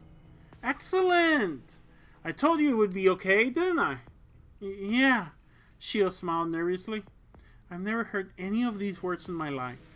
How am I saying them? Okay, we're going to prepare for lunch. I'm not sure if... Relax! You can do it. There's nothing wrong with you. You can feel it, can you? Shio bit her lip. Susie pulled herself forward and gently placed her hands on Shio's shoulders. I know you can do it. Trust in me, okay? Shio nodded, still unsure. Love it when the maternal loving person that's your CEO tells you to trust her when you're in the war machine. that's invading your mind. Shio nodded. She still unsure, but she did trust Susie. Ever since she'd arrived, she'd been nothing but kind to her. Am I just acting like a stupid kid right now? Alright, I gotta go board too. Susie pushed herself back slowly. Go through the rest of the startup procedure. I'll be on the radio if you need me. Okay? Okay. Susie propelled herself away, smiled, and gave a thumbs up before shooting a wire over to another hangar bay.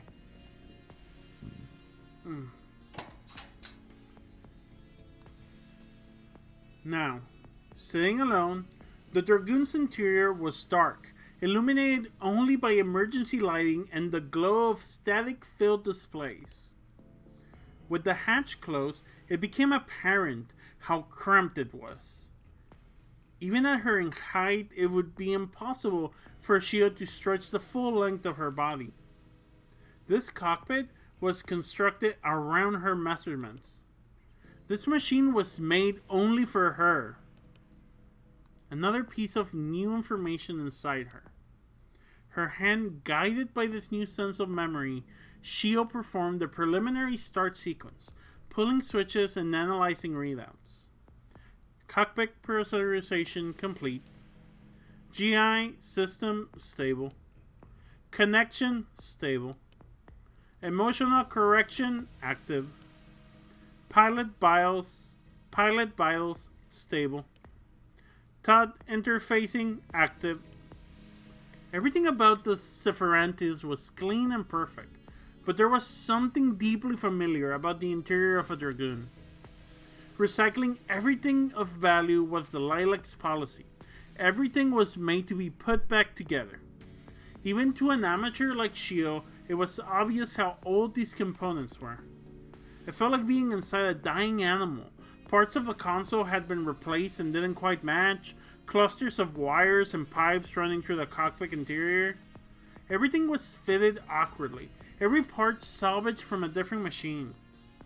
Even the individual keys of the main computer looked like they came from different eras.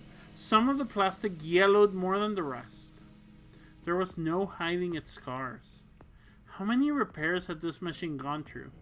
How many times had these parts been refitted? How many times was it destroyed and ripped apart? How many people have... Shio, did you read? Susie's voice chimed in, slightly distorted by static. Yes, I read, Shio replied. She didn't even need to touch the panel. The radio was adjusted automatically by her thought. We're going to start the launch sequence now. Switching to launch control channel, Lieutenant Susie Fox, Special Division Provisional Dragoon Squadron 4125. Requesting clearance to start reactors on Dragon Unit Code Strawberry and unnamed Dragon Unit F611 for planned training exercise. A short pause.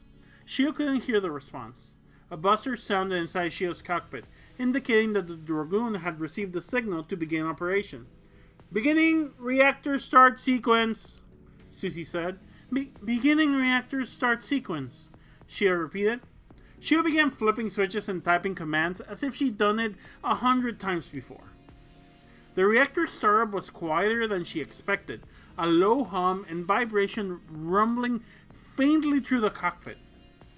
Reactor 10%, synchronization stable. Oh, sorry, that's computer voice, not Susie voice. I know that matters for everyone and not just me. Reactor 10%, synchronization stable. Main display on. Main camera on. Auxiliary camera on. Fire suppression ready. Left engine on. Right engine on. Biners on. Pseudo nervous system operating. Anti-rain field ready. All systems operational. Dragon Unit F611 is ready to launch. Shio drew a sharp inhale, recoiling at the voice speaking through her. Strawberry, ready for launch, Susie confirmed across the radio. Shio looked around the cockpit frantically, There was a checklist in her head of what needed to be done. It was complete, but is it possible to miss anything? She asked nervously. What do you mean? A camera feed from Susie's cockpit appeared on one of the console screens in front of Shio. How do I know if I'm doing it right? When I think about it, it feels like it's right, but I'm not. It feels too good to be true, right? Susie cut her off. It doesn't feel like anyone could fly one of these on their first try, but that's exactly why you're here. If you could pass the selection, then you're qualified. If you say so, Shio responded meekly. If you couldn't do it, then you wouldn't even be able to start it up. I can read it from here, but I want you to give me a readout on your pilot sync level. It says 78? That's an incredible score. 50 is the minimum requirement for a pilot. Every number above that is exponentially rarer than the last. Most people score less than even 1 or 2. When less than 0.1% of the population meets even the bare minimum requirement, there is no margin of error. This is one area where we don't make mistakes. What I'm saying is, you are more than capable of this. Shio nodded. Susie sounded different than usual. If I couldn't do it, I'd have died the moment she hit that switch. We're going to launch. Just don't think too hard about it and follow behind me. You can do this. Okay. I can do this. Dragoon Unit Strawberry and F611 commencing launch through elevators 2 and 4. Fuck, I love yelling like launch sequence shit. Oh my god, the Mac. Holy shit, the Mac. It's good. When I can, yeah. It was like cutscening. Animation, yeah. Shio leaned forward, hands locked in a crushing grip around the controls. The speed was blinding. Susie's Dragoon ahead of her was a flash of light impossible to follow. And yet, somehow, it remained in front of her. Without understanding, without any preparation, Shio was flying. Shio pitched the Dragoon from side to side as she chased behind Susie. Feeling out the controls, it was completely effortless. It took her months to get used to navigating outside a ship. This felt as natural as breathing. It needs a little bit of tuning, but it's easy to adjust to. I feel like I've done this 100 of times before. Go ahead, test out the engines. Don't wait up for me, Susie smiled. Shio pushed the throttle to the limit, racing past Susie's machine. Let's see what I can do. Hell yeah! Hell yeah!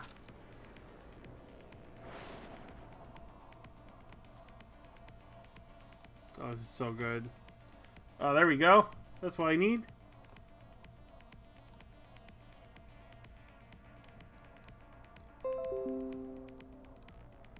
Actually, let me make a tweet of this real quick. I already know what the dumb tweet's gonna be.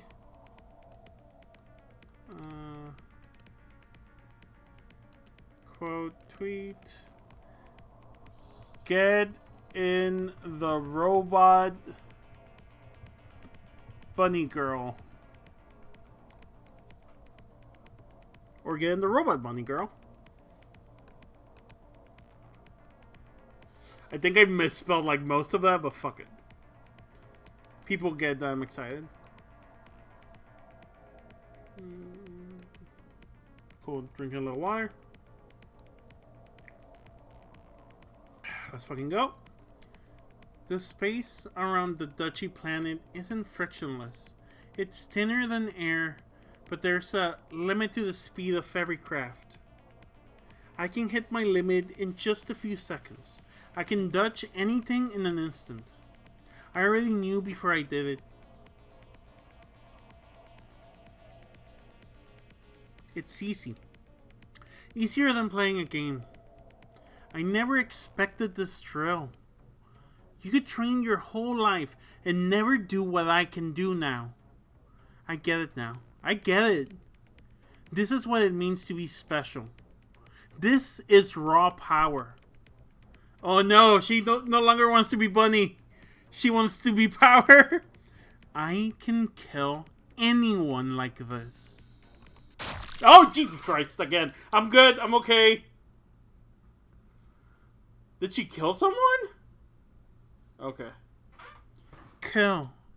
Do I want to kill anyone? What am I thinking? This isn't like me.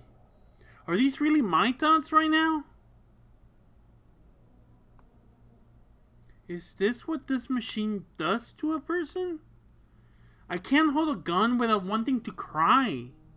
But right now, I don't feel any hesitation. Everything around me is a target. I want to hurt those that have hurt me. I've always wanted it. But I'm not stupid. These centuries of pointless war, this crumbling nation of ships was born out of vengeance. A chill ran through her body that made her want to curl her legs up to her chest, but she couldn't move off the controls. She couldn't do this a year ago, yesterday, or even a few minutes ago. She was a different person now, changed forever by this machine, and everything that led up to her sitting inside of it. She changed the second she stepped aboard the shuttle, the second it was shut down, and the second she arrived panting in an airlock soaked in her own blood. She changed when she arrived at the fanfare of a child starting their first day of school, changed the second she saw that dead girl's belongings littering her new home, and changed the second she saw this monstrous weapon looming over her in the hangar and knew it was hers. Every day, every hour, every second, changing more and more, growing sicker and sicker. She let out a deep breath, raising her head. I can think. I can still think. So long as I can think, I know I'm myself. No matter what this machine does to me. Right now, nothing has changed except my perspective. Before anything else, I just have to make it out alive. She squeezed her hands around the dragoon's controls as if to clutch its throat. You do what I tell you to, right? That's enough for me. Oh, Dom Shield coming out here. Bless you! God, yeah! This is that good shit. Shield careened around, waiting for Susie to catch up. I'm just gonna reply to that last tweet I made.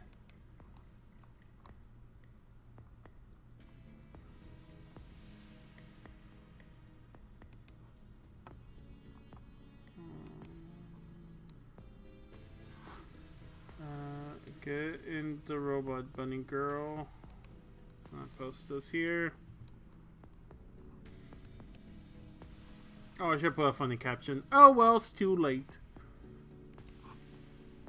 Shield careened around, waiting for Susie to catch up.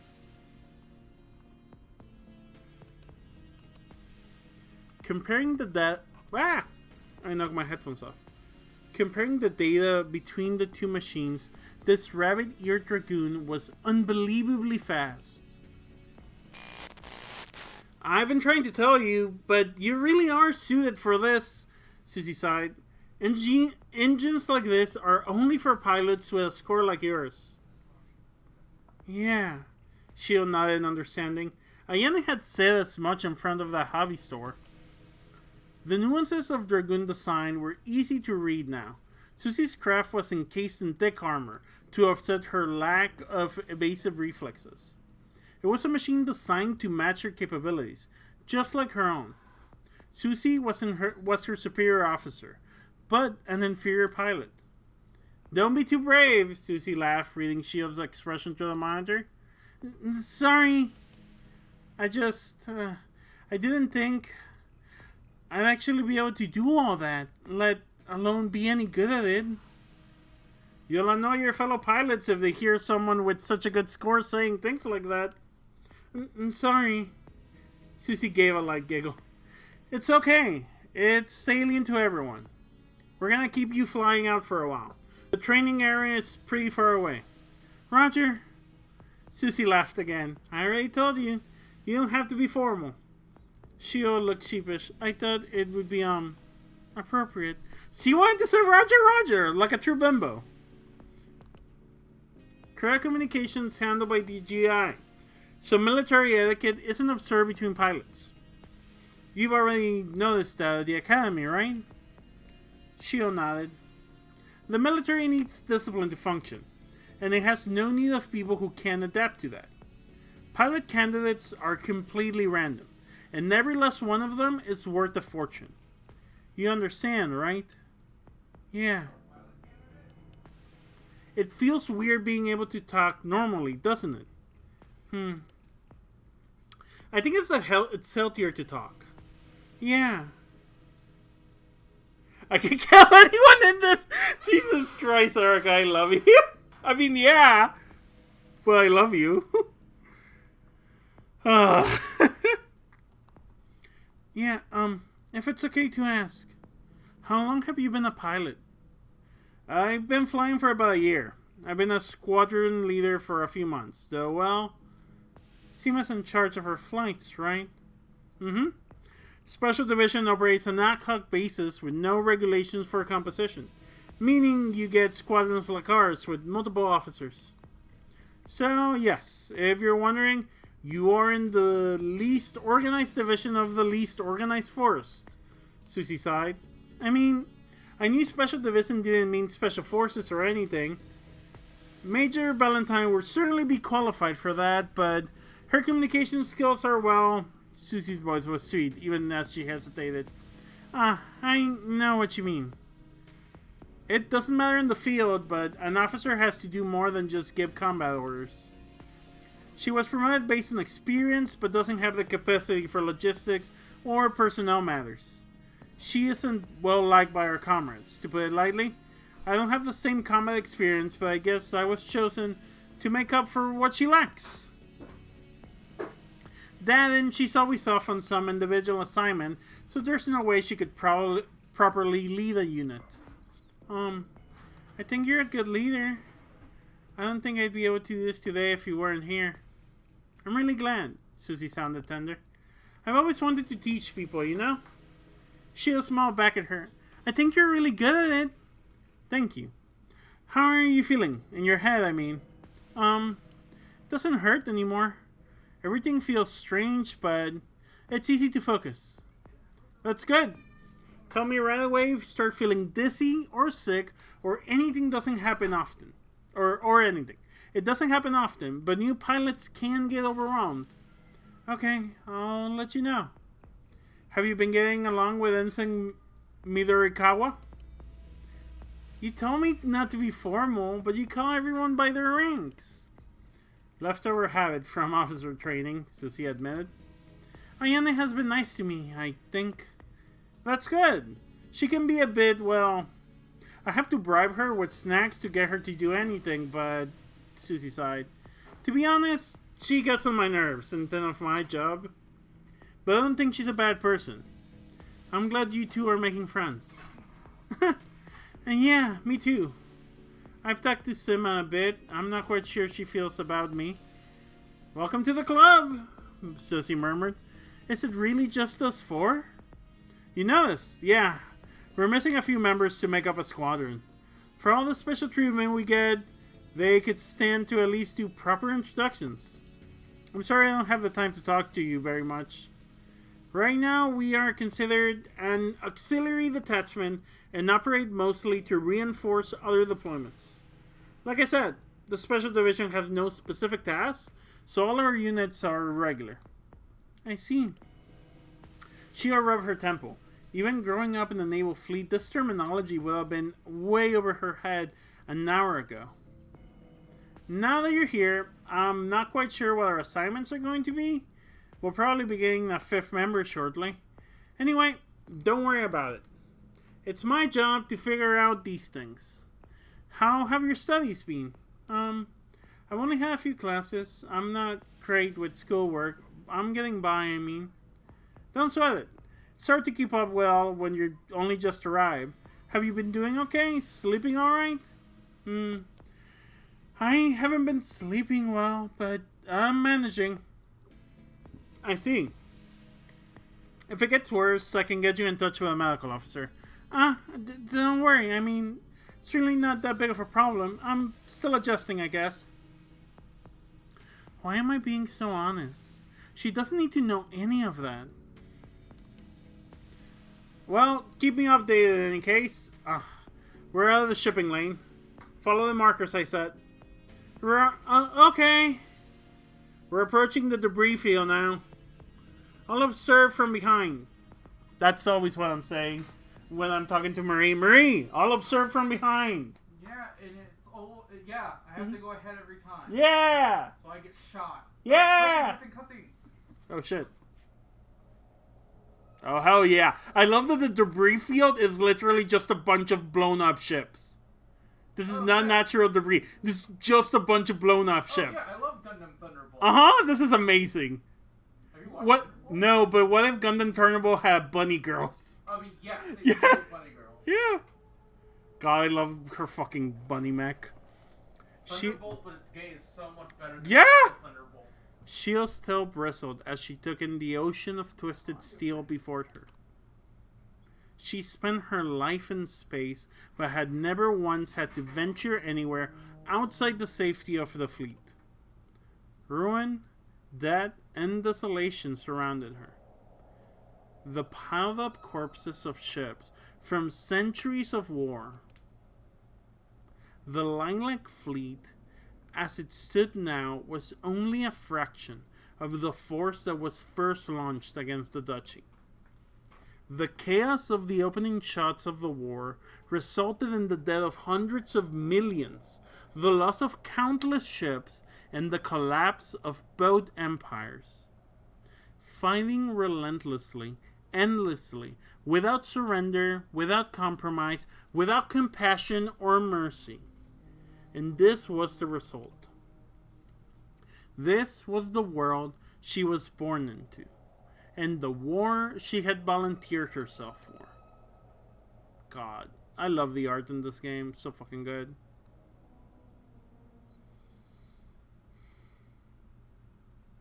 Words and thoughts from the countless passages and quotations she'd heard through her life about this place filtered through her head. But none of them could capture the weight of it all, or how distant it all seemed from inside a dragoon cockpit. This was already the battlefield. Something inside her grew wary and restless, telling her to keep alert and check her sensors. The enemy could appear in any moment, even here. Shutting out emotion, what sprawled out before her was a tangled mess of angles of attack and lines of sight. Her eyes darted from one ship, building, rock, to another, each one indistinguishable from the other. All could conceal a dragoon, a ship, a whole army. Something unknown gnawed at her. The enemy in her mind was a category broader than just machinery, soldiers, and warships. But her memory couldn't reach any further inward. Her own thoughts operated on a need-to-know basis. Are you ready, Shio? Susie chirped over the radio. We're going to test your rifle now. Yes.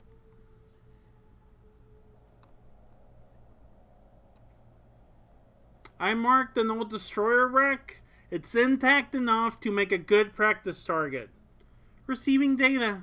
Got it. Shio swung her dragoon around, facing the ruined ship. Target confirmed. Shio raised her rifle before hesitating. Is it really okay to shoot one of our own ships?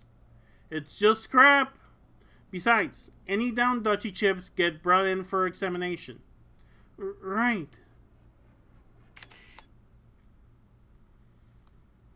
Shio focused on the ship, analyzing its structure. Critical components identified. Firing solution complete. Locked onto target. Commencing fire. Oh, hell yeah. That looks so good. Oh, hell yeah. That looks so fucking good.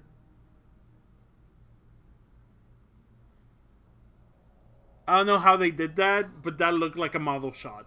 That maybe it was, but that looked like yeah, like a little model with like it's so good. That was so good. Hits confirmed on target. Complete penetration of gun compartments and magazines. Rifle calibration within range. Shot deviation under 1 minute of angle. Shio sat speechless, watching the ship burning in front of her as remnants of its ammunition and fuel ignited. She knew exactly what Susie's diagnostics on her accuracy meant. It was an astonishing feat. It took a trained gunner months to be able to fire even half as accurate. She learned that, and so much more, all in a second. The massive rifle her dragoon held was terrifying. All she had to do was look down at an object and decide it was her target. And the weapon aimed at itself. Bird noises. And the weapon aimed itself using her unconscious mind as its circuit. Look and decide. It was only a medium caliber weapon on this scale of combat. But with only a glance, she knew exactly where she had to aim to kill a target. A destroyer required a crew of over 200 people. Her gun pierced the weakest point in its sight effortlessly. And even at speed, the firing solution would be calculated instantly. Her estimations of the damage from her 2 shots. It took at least 20 people to operate each gun battery, all of whom would die in the event of a munitions explosion. Wow, cool robot. If a full load of ammunition and fuel exploded, it would kill everyone on board without question. A weapon that can kill in a single shot. A weapon that almost killed her. Was it really that easy to control? Just aim and shoot? That was all there was to it? Rifle test complete. Shio spoke into her flight recorder automatically. Scary, isn't it? Susie spoke quietly. Yeah. Ships like that, there are primary targets in a fleet battle. Of course, the real thing's gonna put up a fight, but you understand how important us dragoons are to our military, don't you? It feels a little unfair. Unfair is good. It means we'll survive. Yeah. Unless we have to fight their dragoons, were the words neither of them could say. You'll pair with Midokawa in the rear, hence the rifle.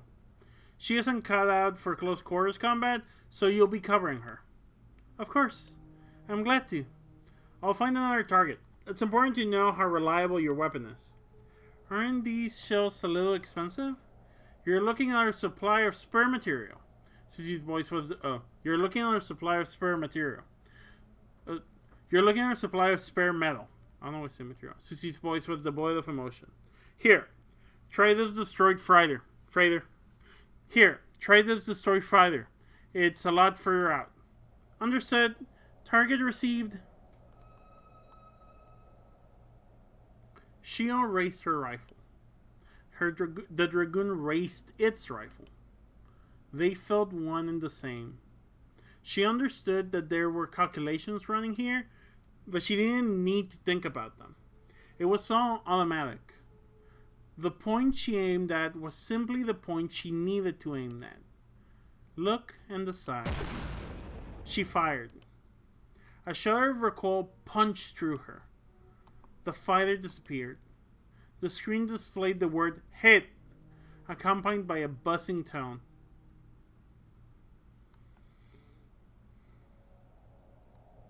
Multiple targets, Susie sent over the data.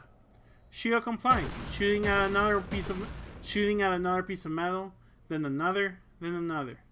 The time between each shot decreased, but it wasn't an improvement. She was merely getting used to her own speed. Easy. Easy, right? Yeah. Way too easy. Shio panted, her chest pounding. She aimed at a more distant target, feeling out the length of her reach. She saw through two pairs of eyes at once.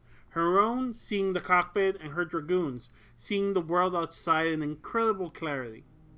The concept was overwhelmingly enough to make her sick. The experience felt completely natural. She didn't need to learn how. She didn't need time to adjust. She was already an expert. A hunk of debris torn in half from further than the naked eye could see, ripped apart by her 55mm 700 meter per second touch. Even though she knew it wasn't true, it felt like nothing could hurt her. She hated it, but she had wanted to feel this way for a long time.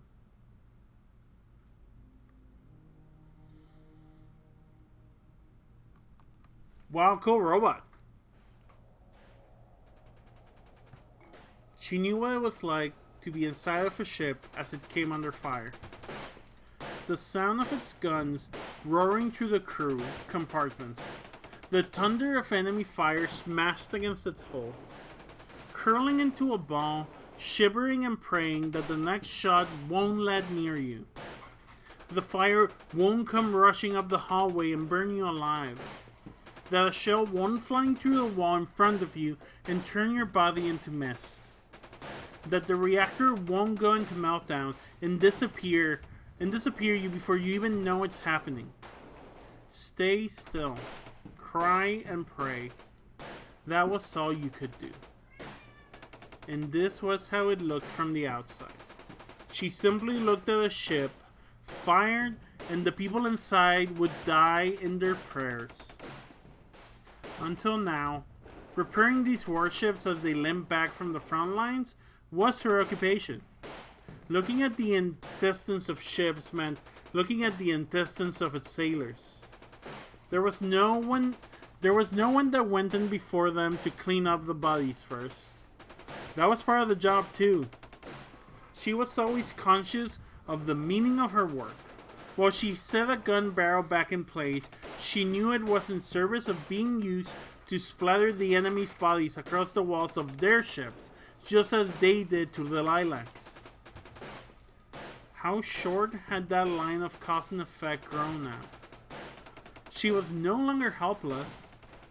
Her role on the battlefield was no longer merely waiting to die.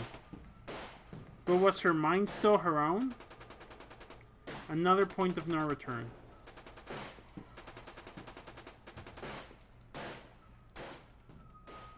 The experience of being inside a dragoon was completely contradictory. Trapped inside a dark chamber, yet able to see everything. Confined, yet flying freely. Exposed to the terror of the universe, encased in armor steel. A body alien and familiar. Individual power, regimental doctrine. Everything felt impossible. Everything was easy. Everything was new. Everything was familiar.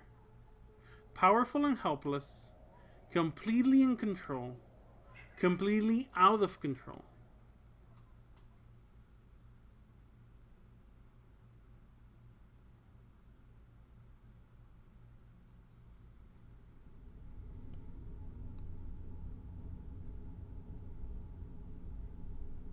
Shio's body trembled as the reactor powered down, the GI system retracting from her mind. It felt like being hit with a tranquilizer. Removing her helmet, she could feel the film of sweat on her cheeks. She raised her weak arms to the control surfaces, going through the shutdown sequence lodged in her memory. The hatch opened, ice cold air flowing in. She undid the harness and pulled herself through the open air. She performed the usual movement, aiming herself at the railing and kicking off the edge of the dragoon's torso to glide towards it. The second she was airborne, she could no longer feel her limbs.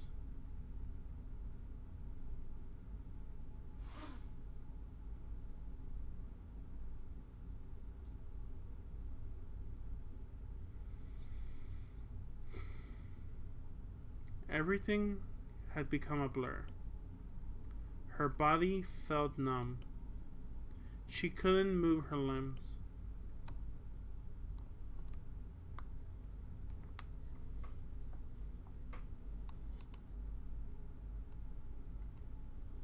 It didn't feel like she was inside her body anymore. What mistake had she made? What did she miss? Had she done something wrong? She was sure of that. She had done something wrong. She was sure of that. She never got anything right. Why would this be any different? The mistake she made was coming here to begin with.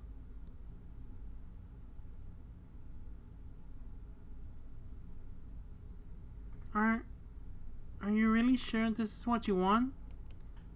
Yeah. I know you're... Are you really sure this is what you want? Yeah. I know you're scared. I am too. But I'll be okay. We'll work it out. We've always worked it out, right?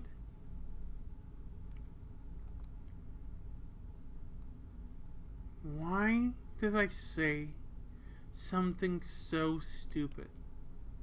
She had instantly felt something touching her back. Girlfriend, hold the girlfriend. Hold the girlfriend in your arms. While she has the next existential crisis about being a cog in a war machine, killing millions, a murder weapon. Hold her, hold your girlfriend.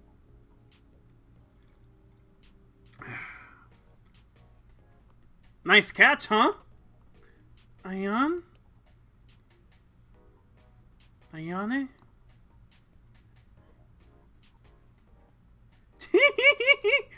This is so fucking cute. Shio awoke in Ayane's arms in the hangar entryway, blinded by the harsh lighting. Are you okay? Susie leaned over Shio, worry plain on her face. What's happening? I forgot to tell you, but there can be some heavy side effects from disconnecting early on. I'm really sorry. So it's your fault I had to catch her, which was very impressive of me, by the way, Ayane gloated. Yes, it was wonderful, Susie said as if it was speaking to a child, placing her hands together. Were you waiting for me? Shio looked up at Ayane. Of course I was. It's your big moment, right? Oh, thank you. Can you stand? Susie asked. I think so, Shio answered weakly. Ayane gently lowered her to her feet. I've got to go and write my report. Can I leave you to look after her? Sure thing, Chief. Ayane grinned and gave a mock salute. Susie laughed weakly. I'll leave you to it. Then, she did well, you know? I'm proud of you, Shio. Thank you. Shio wobbled on her feet, Ayane's hand on her shoulder. As she watched Susie turn away, Shio's chest tightened. Wait, Shio pleaded. Her head was spinning. What is it? Susie stopped. Is there anything else I should do? Shio, I messed up, didn't I? So... Shio's legs gave out, and she fell backwards into Ayana's arms. Susie sighed and crouched in front of Shio, placing a hand on her shoulder. You got everything right, I promise. You earned the rest, okay? Don't worry.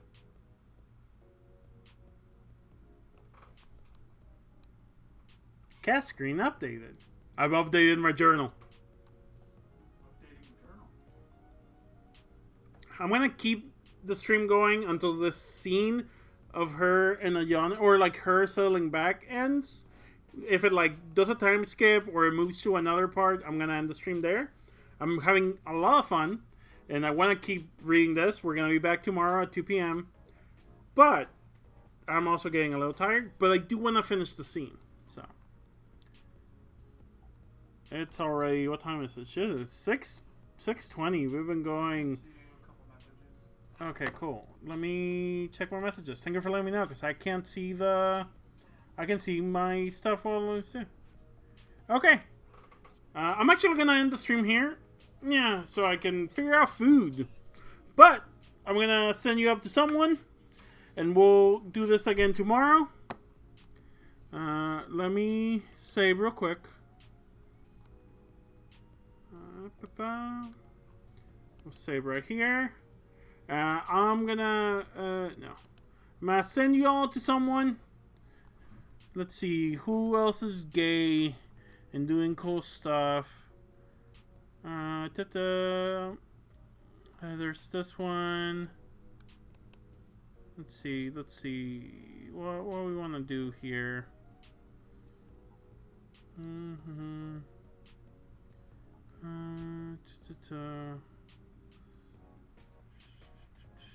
That's an option.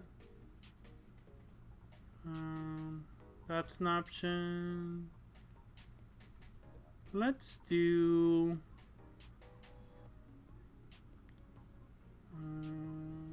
not that. You know what? Sure, this seems neat.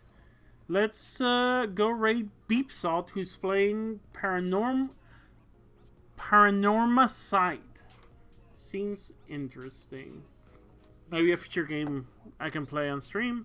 So let's move to the raid. But yeah, I'll be back tomorrow, 9 a.m. I'll be back with some Peglin in the morning. And then I will be back Beep Salt. I'm just writing it down. Then I will be back 2 p.m. tomorrow on the afternoon with more of this. More Coquette Dragoon. This game's fucking good. So, thank you so much for hanging out with me. I will see you all tomorrow. Thank you, everyone that spent some right here. Everyone that had me in the background. Wistful Gazer, I totally didn't shout out the follow. I'm so sorry. I'm terrible at this. Did I miss anything else? I think I missed this morning. MJ Pastelis also following. Sorry about that. Eve Entropy 4 days ago. I also pretty sure I missed that one. I'm great at this. Let's go to raid. Love y'all. I'm gonna eat.